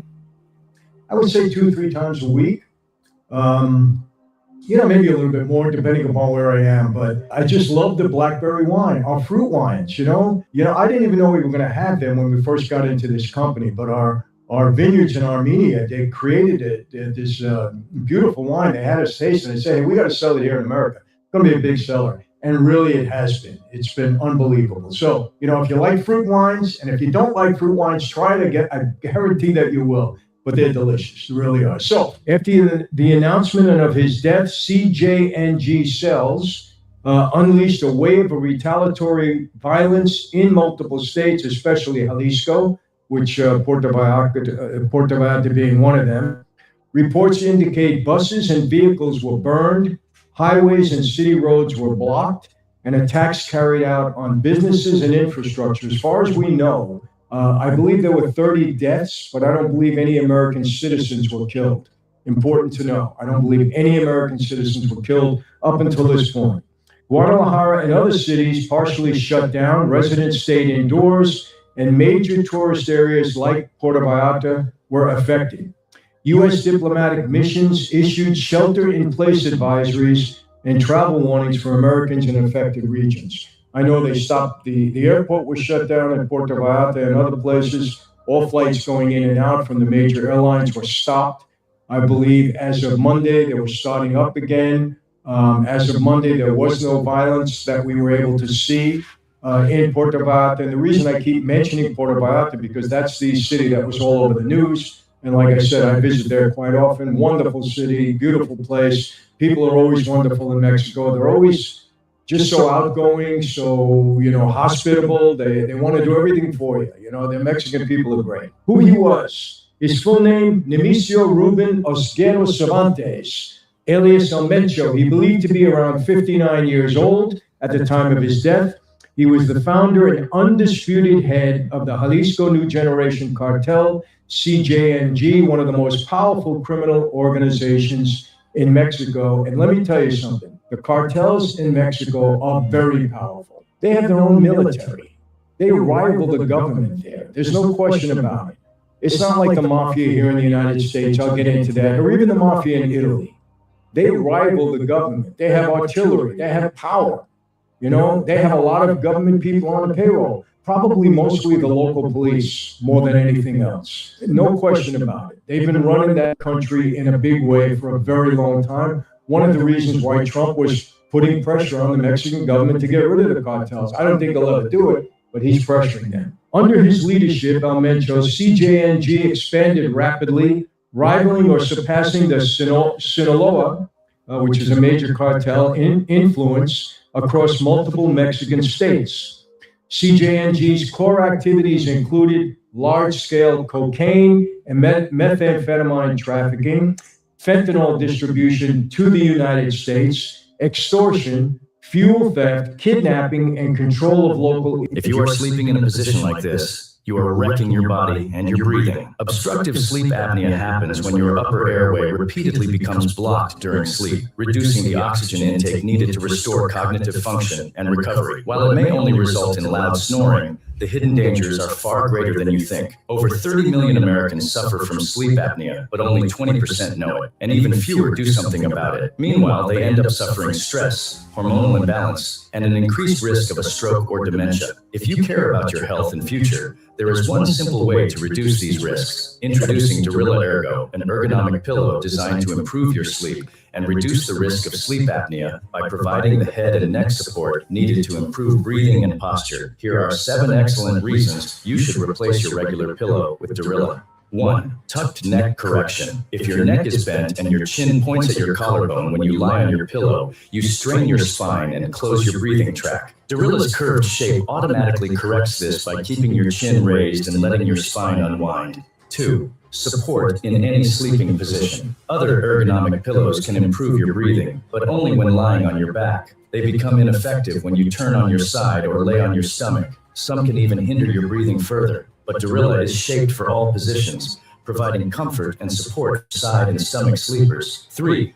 Shoulder support. Poor shoulder or upper body posture can tighten your neck and upper chest muscles. This tension may reduce airway space or increase airway collapsibility during sleep. Unlike regular pillows, Dorilla acknowledges shoulder comfort by allowing them to unwind and stretch out. 4. Jaw relief. Regular pillows can risk misaligning your lower jaw, causing discomfort, underbite, and clicking. More importantly, it can also affect breathing. That is why keeping tension off your jaw is crucial, and that's part of Dorilla's ergonomic design. 5. Improved airflow. Overheating and moisture can cause nasal congestion and swelling of airway tissues, making breathing more difficult. Dorilla's breathable texture helps maintain a comfortable temperature throughout the night, resulting in less swelling and bacteria. 6. Advanced memory foam. Average pillows quickly lose their shape and elasticity, diminishing any head and neck support they previously offered. But Dorilla's advanced, breathable memory foam retains its shape and all of its benefits. 7. Improved circulation.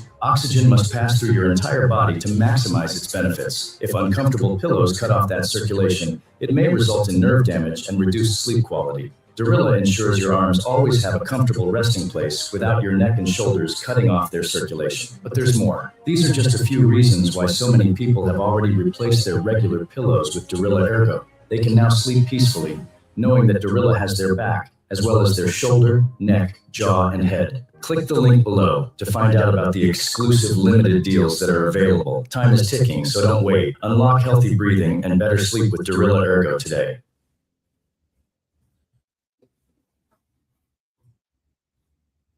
Economies. I want to tell you, a lot of the cartels, there's drugstores on every corner in legitimate legal drugstores on every corner in Mexico. And from my understanding, most of the cartels own these drugstores. They operate them, they own them, and they're legal. How that happens, I don't know. I'm not that involved in it. He cultivated a reputation as a ghost boss. Few current photos, very low public profile, operating from rural strongholds to evade capture for years. He was smart in that regard. He wasn't a John Gotti type. Known for sanctioning extreme public violence, attacks on military convoys, mutilated bodies left as messages, and terror tactics against communities. You know, I have to say this, from my observation of the cartels, they don't have a high value on human life. They like public executions. They want people to know they have authority, they have power, they have muscle, and they carry weight. And they do it very publicly with respect to that. And, you know, the Mexican people are even in fear of them. There's no question about it. You don't want to step out of line with these drug cartels. He faced multiple U.S. federal indictments, including drug trafficking and weapons charges, as well as operating a continuing criminal enterprise under the Kingpin Act. So he was wanted here in the United States. The U.S. had offered up to $10 to $15 million for information leading to his capture, placing him among the world's most wanted criminals. Son Ruben Oseguera Gonzalez, El Menchito, was extradited to the U.S., convicted of drug and weapons charges, and is serving a life sentence in a Florence, Colorado supermax. Okay, so they got his son. His daughter, Jessica Joanna Oseguera Gonzalez, pleaded guilty in the U.S. to offenses related to money laundering and the Kingpin Act violations and was released in 2022. So they got his kids too. Other close relatives are also believed to be in U.S. custody, weakening any direct bloodline succession. So who wins from all this? Well, the Mexican government, they gained a major symbolic victory. They demonstrated the capacity to strike top-tier cartel leadership after years of being criticized. The Mexican government is always criticized because the people believe that the cartels run the country. Can frame the operation as a key success in restoring security ahead of high-profile international events such as the World Cup matches that occur in Mexico. It strengthens its position in bilateral negotiations and security cooperation with the United States. Maybe now the United States will have a little more faith in Mexico's ability to apprehend and their desire to apprehend the cartels. A lot of Mexican government officials, it was hands off. They didn't want to mess with the cartels. Too messy, too bloody. They just stayed away. Just don't upset the apple cart. We'll leave you guys alone. Not a good policy. For the U.S. government law enforcement, it removes a primary architect of fentanyl and meth that flows into the U.S., at least at the leadership level. So maybe we cut off. Is it going to stop? No, it's not. Validates intelligence sharing and joint operations with Mexican military forces. Like I said, was the United States that gave them the intelligence information, we believe, that pinpointed the whereabouts of El Mencho.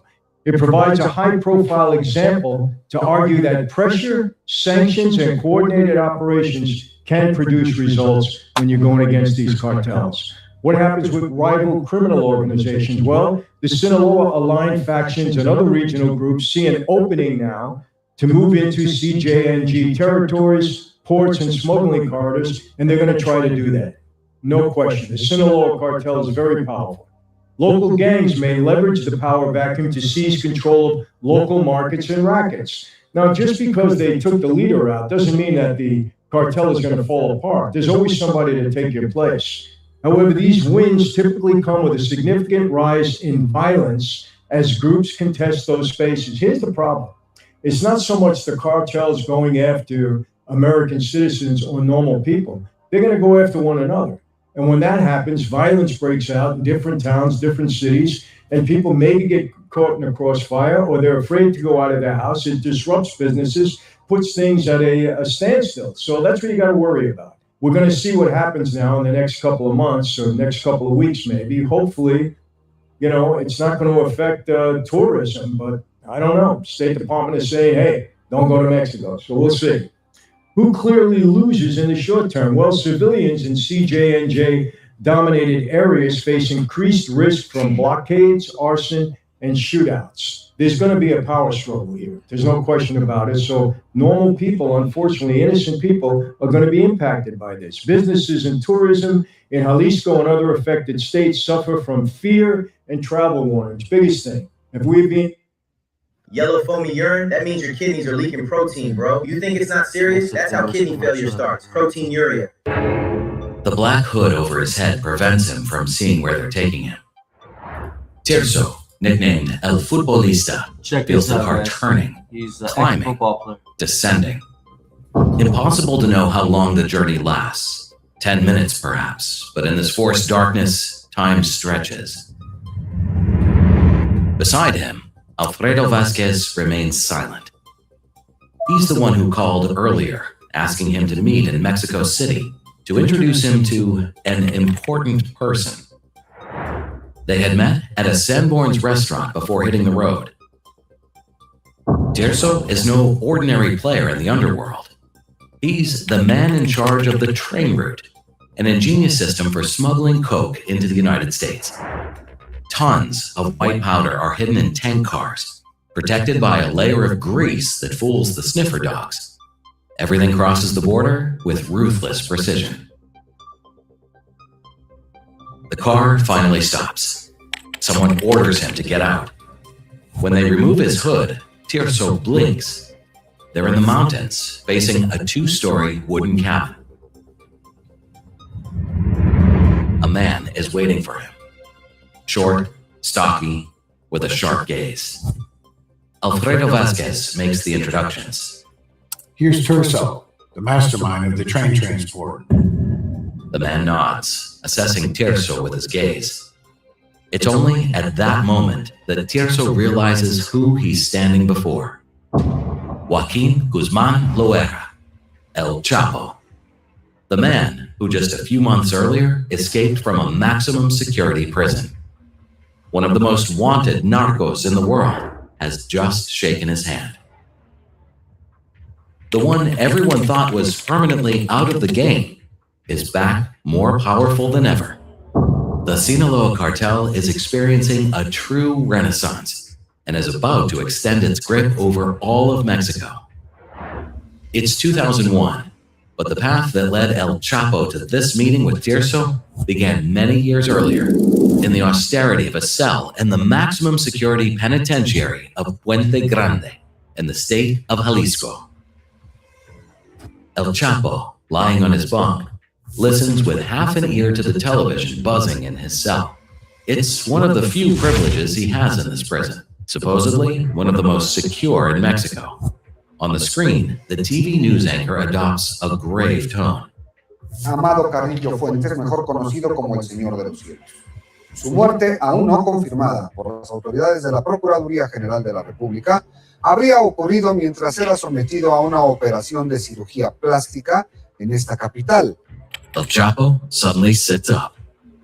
His gaze freezes on the screen, where archival images of Amado scroll by. The head of the Juarez cartel, the man who had revolutionized drug trafficking with his fleet of Boeing 727s. The news chills him. Amado, the most powerful man in the underworld, ended his life on an operating table. A ruthless lesson. Even the untouchables eventually fall. El Chapo knows it. Every day spent behind these bars weakens everything he's built. He must get out at all costs. And unlike Amado, it won't be in a coffin.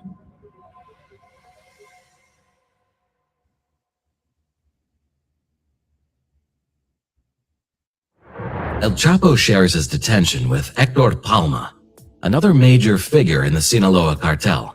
But a crucial difference separates them.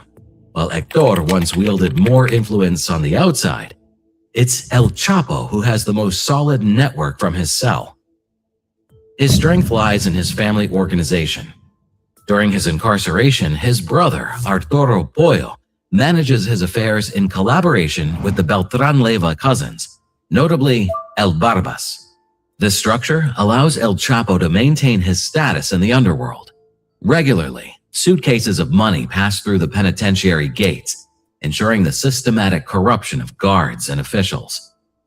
These bribes ensure not only his physical safety, but also exceptional comfort, unlimited access to women, prostitutes, or prison employees, and delivery of traditional Mexican dishes during holidays like Christmas, when celebrations extend over several days.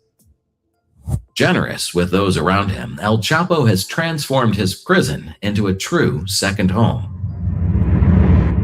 Beyond his close circle, El Chapo had a strategic ally, El Mayo, the other pillar of the Sinaloa group. It's important to remember that this organization functioned as a federation of independent bosses, each managing their own infrastructure and territory. In the underworld, El Mayo was seen as the main beneficiary of Amado's fall. He had skillfully taken over a considerable portion of his operations.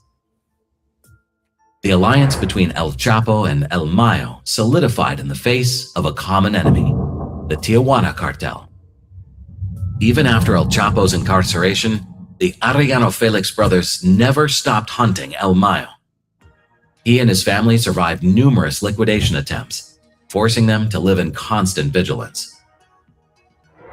While El Chapo serves his sentence, his associates seek to maximize their profits while avoiding sharing his cell. Although El Mayo has been involved in criminal affairs for more than 20 years, the first arrest warrant against him is only issued in early 1998, following a massive trial targeting the Juarez cartel and its Sinaloa collaborators, of which he was a central figure. Until then, he maneuvered cautiously to remain invisible to the authorities. But now that the Mexican government had put a price on his head, this discretion had become impossible to maintain. A ofrecer recompensa por 4 millones de pesos a quien o quienes colaboren en la detención de 6 prominentes miembros de la multireferida organización delictiva, cuyos nombres son los siguientes: Vicente Carrillo Fuentes, Eduardo González Quinarte, Ismael Zambada García, alias El Mayo Zambada. Despite his national notoriety, El Mayo enjoys nearly impenetrable protection, thanks to the massive flow of cash into the pockets of officials. However, the raids keep disrupting his family.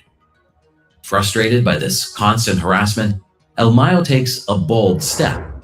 He sends his son, Vicentillo, considered his heir, to negotiate directly with a top general at Los... When I wore this bracelet, my friends literally laughed at me. But when I manifested a new car, a new home, and a boat, they stopped laughing. And when you find out what the bracelet is made of, you'll understand why. Because when this bracelet is worn, it triggers a chemical reaction in your subconscious, which causes you to manifest 100 times faster. In fact, this bracelet is worn by every major celebrity, and you've never heard of it because it's hidden in plain sight. And the reason it works so powerfully is because it's made of 2 of the most powerful gems in the world, lapis lazuli and satellite. These gems flip a switch in your brain's pineal gland, unlocking the universe to do exactly what you want, letting you manifest anything you can imagine. Be careful when you wear this bracelet because most people actually start crying instantly, but if you have the guts, you can try one to see powerful changes in your life. They have a lifetime guarantee, which means if at any point you don't feel its powerful energy working on you, you can return it and get your money back, no questions asked. Right now, they're offering a free bracelet with every purchase, and they're running out fast. Their next restock can take up to 12 months, so you need to claim one before they're all gone. Tap the link below to claim yours now.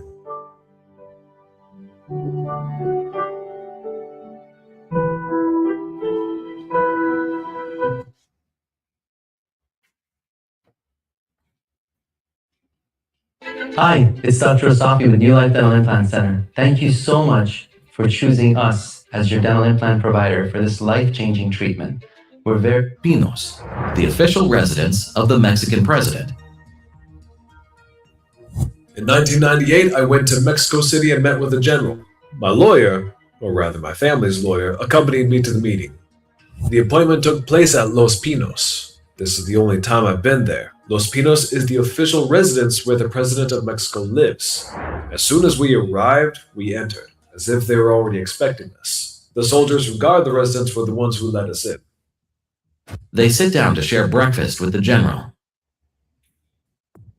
El Mayo isn't just a drug lord. He's also a shrewd financial strategist. For years, he has systematically diversified his investments in the legitimate economy. Cattle ranches, shopping centers, water parks, and even a dairy company whose products became the most popular in all of Sinaloa, rivaling international brands. His agricultural lands are spread across the state, forming a massive estate meant to last for generations. His protection network is so sophisticated that several family members openly manage his businesses or hold shares in them, enjoying complete impunity in the legitimate world. As a result, his relatives don't fear the law. They live their daily lives as if nothing were amiss. The meeting wasn't about my father or his business, but he arranged it. At the time, the war with the Arianos was happening, and my family and I didn't know what to do. On one hand, enemies were eliminating people almost daily. Family members, company employees, ranch workers. I went to speak for myself and my family. I explained to the general that my father's enemies were harassing us. On the other hand, the government was harassing us too. My family and I had nothing to do with any of it. My father was one thing, my mother, my sisters, and I were another. I asked him what we could do so that they would let us work and live in peace. Vicentillo revealed that law enforcement and the military carried out repeated operations at family homes and those of their relatives. During these raids, everyone was treated like criminals without distinction. Authorities, under the pretext of searching for El Mayo, did not hesitate to break down doors. Faced with this constant pressure, Vicentillo demanded explanations for the systematic harassment and sought a solution to protect his family. The general told me he understood the situation. He was aware that all the pressure on my father came from the American government. The Mexican government conducted those searches so it would appear on television and in newspapers that they were looking for El Mayo. That was why they were searching our houses and ranches, because it made sense that El Mayo would be at my mother's house. That's more or less what the general said. The meeting concludes. Vicentillo, still new to this underworld, relays this information to his father, the legendary El Mayo. This conversation at Los Pinos reveals an unavoidable truth. The United States is the real threat to Mexican cartels. Only the Americans have the power to definitively neutralize the major kingpins. The greatest fear of every Mexican baron? Extradition to the U.S. prison system, a prospect dreaded by all. From his cell, El Chapo quickly understood. Rather than fight the DEA in a losing battle, it's better to negotiate a strategic arrangement.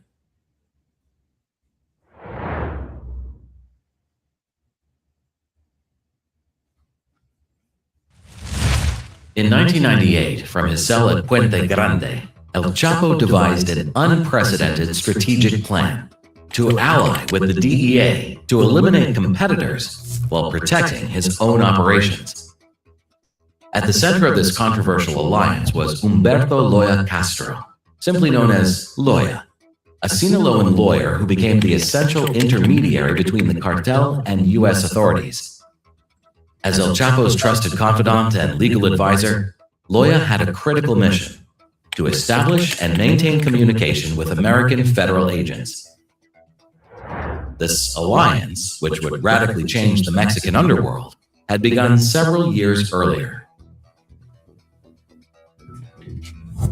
I met Joaquin Guzman Loera, known as El Chapo, in 1987 or 1988, regarding a matter he asked me to handle concerning two detained people. We became friends and compadres in 1990.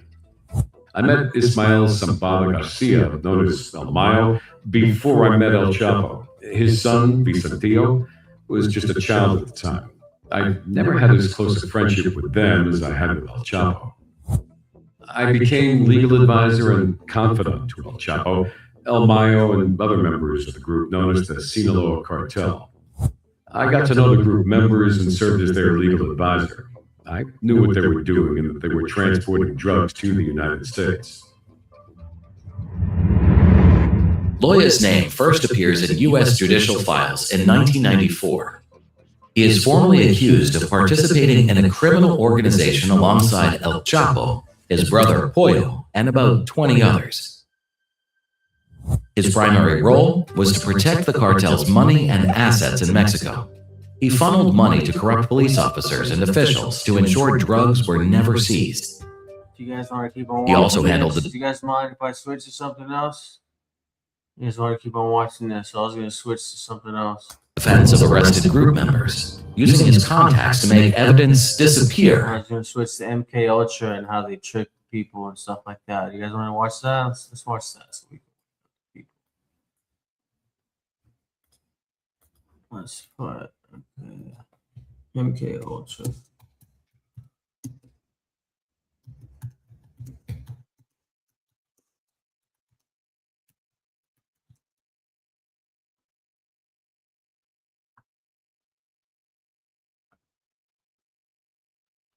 Okay, let's see which one. The BBC made one. Let's watch this panel real quick, and then we'll go to systems in under 10 minutes? BBC. It looks like a Your documentary. answer is Pinoe, the world's first portable clinical grade metabolic analysis Which I system. don't mind watching. Got- So it's all about you guys. So whatever you guys want to watch. Hi there, I'm Natasha Zubest. This is The Truth of the Matter. In this episode, we're taking you inside the CIA's top secret MKUltra program.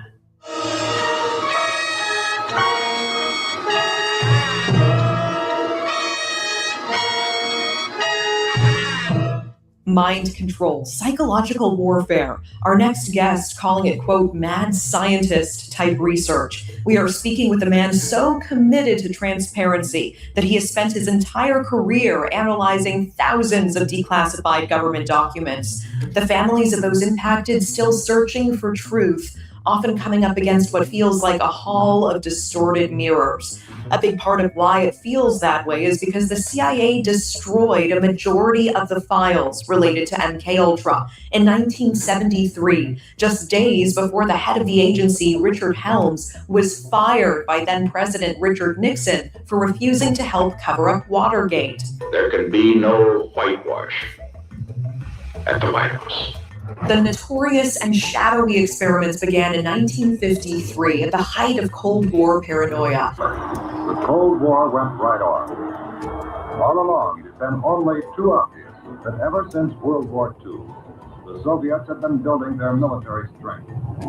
Their threat of world domination was real. And were officially halted 20 years later in 1973.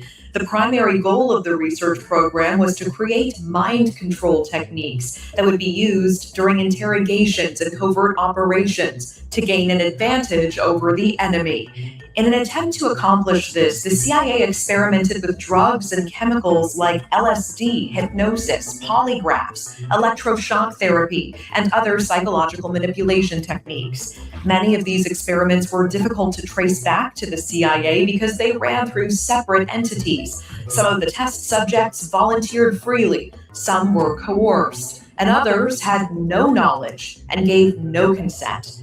Those in charge of MKUltra often preyed on the vulnerable.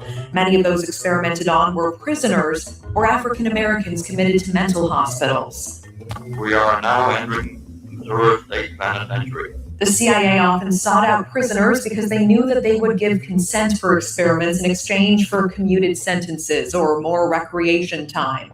A person's race also impacted what type of experiment would be performed on them. A 2021 study from the University of Ottawa found that participants in the experiments were, quote, subject to differential and torturous treatment and dosing dependent on race.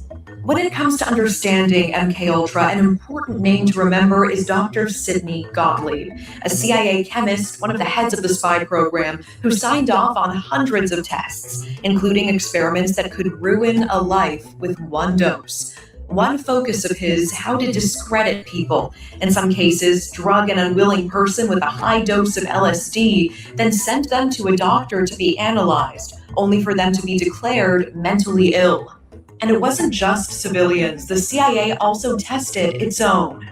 One of the most haunting examples, Dr. Frank Olson. He was a biological warfare scientist for the Army, one of about 24 men who knew the truth about MKUltra. Olson initially researched agriculture. He wanted to grow things, but his thesis advisor was recruited to the CIA, and he came with. His job soon became destruction, his specialty developing techniques to disperse lethal agents through the air. According to his son Eric, his mother remembered Frank Olson seeming disturbed by what he called a successful test. Success meaning all the monkeys died. Eric also sharing his father had said he believed the U.S. had used biological weapons during the Korean War, and he was not happy about that. To this day, the U.S. denies using germ warfare in Korea. In 1953, Olson was given LSD during a CIA-led gathering. The experiment to learn what would happen if a scientist was taken by an adversary and drugged. Would he share top-secret intel?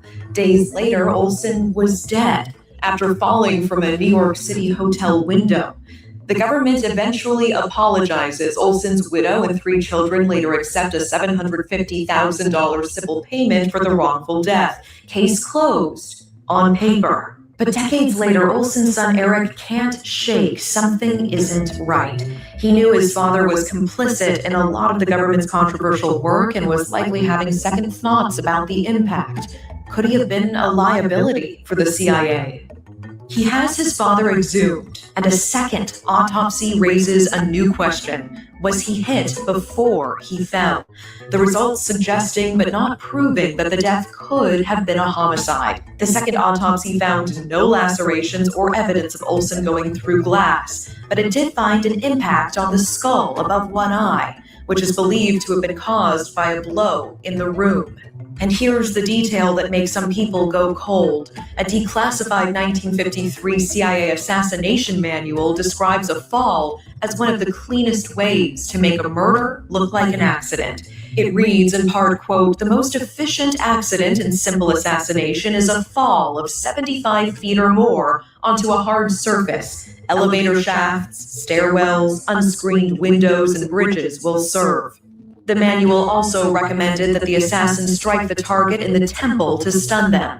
Olson's son Eric vehemently believes that his father was assassinated by the CIA, but without definitive proof, his beliefs are just that, beliefs. The CIA had assassination manuals and were continuously looking for new execution methods. According to documents, the government did experiment with possible methods of executing foreign adversaries, one of the top targets being Cuban dictator Fidel Castro. Castro swung closely aligned with the communist bloc and seized almost all United States property in Cuba. Methods explored, including radioactive salts, exploding cigars, and developing an aerosolized version of LSD, one that could potentially be placed inside a radio station that Castro frequented.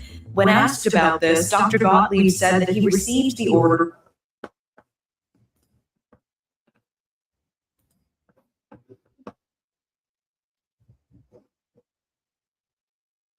Fair use, by the way.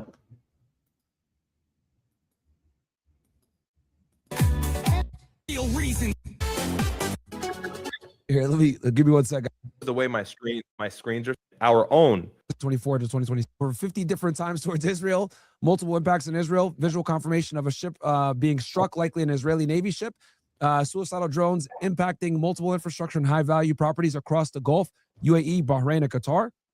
Over 120 Israeli casualties, 1 dead Emirati, drone strikes in Erbil, Iraqi Kurdistan. And then on the U.S. side, they've gotten obviously the Supreme Leader Ali Khamenei, assassination of 6 senior Iranian military figures. I showed you guys 3 or 4 of them.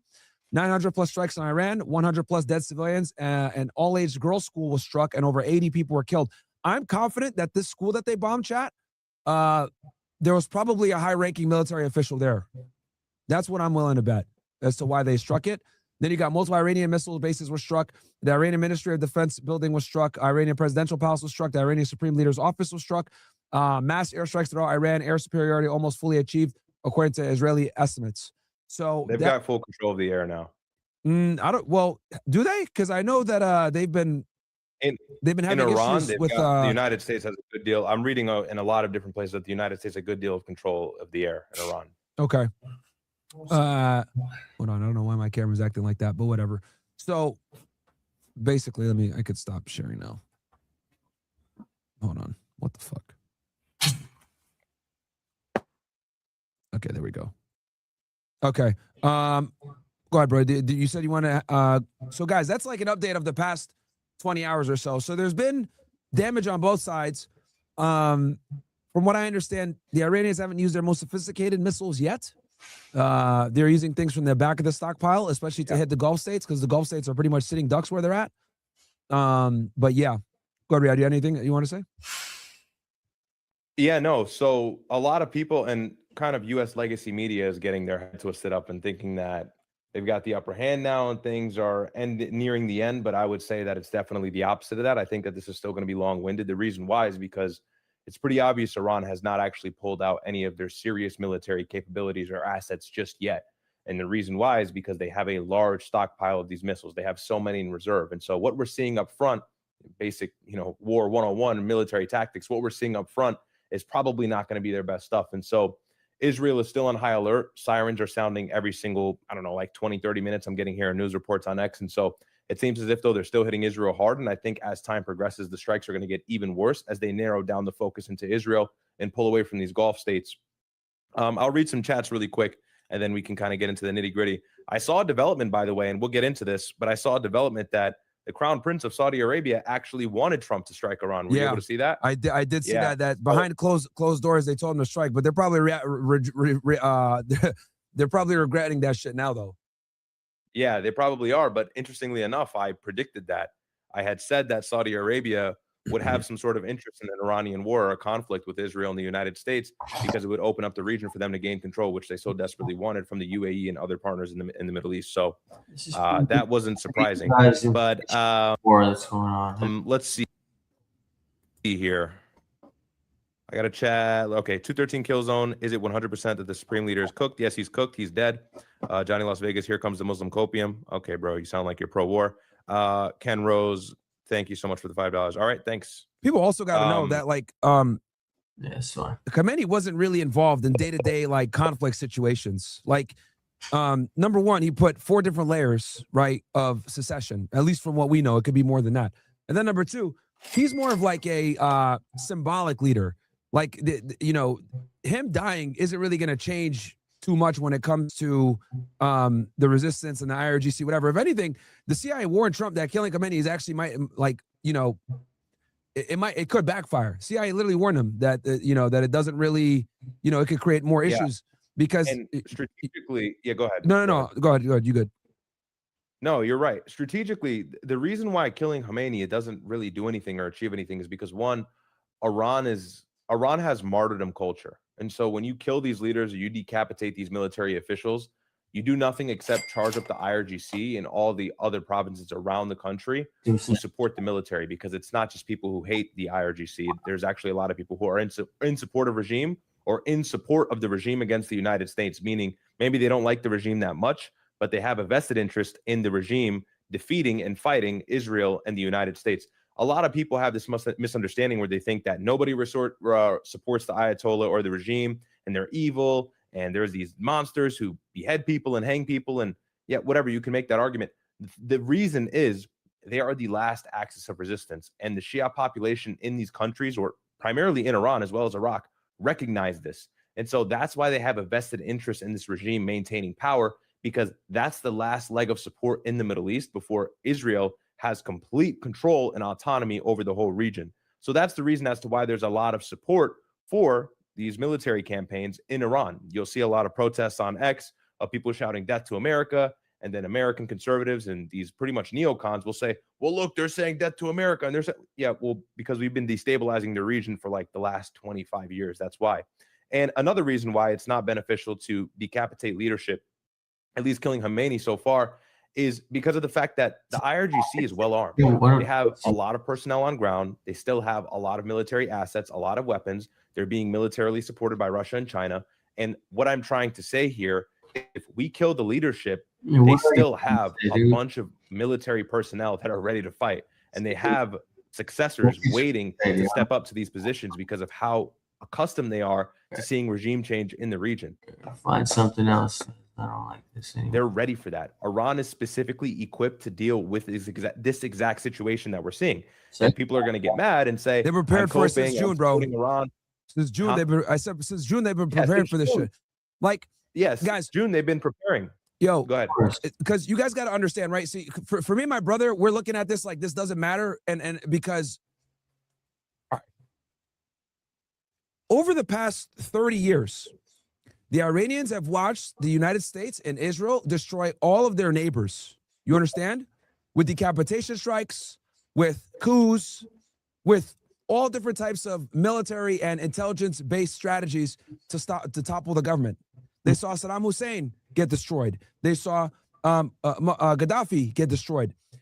This is a big reason why they had a nuclear program, by the way, because Saddam Hussein and Gaddafi gave up their nuclear program and were eventually destroyed anyway, right? Yeah, you got killed by people. They understood that you need to have a line of secession and a very long line of secession, and the guy that's on camera, that's the face of the government, shouldn't be the guy that's actually making shit happen. So Khomeini is more of a religious cleric, right? That is the face and symbolic of the government, the face of the Ayatollah.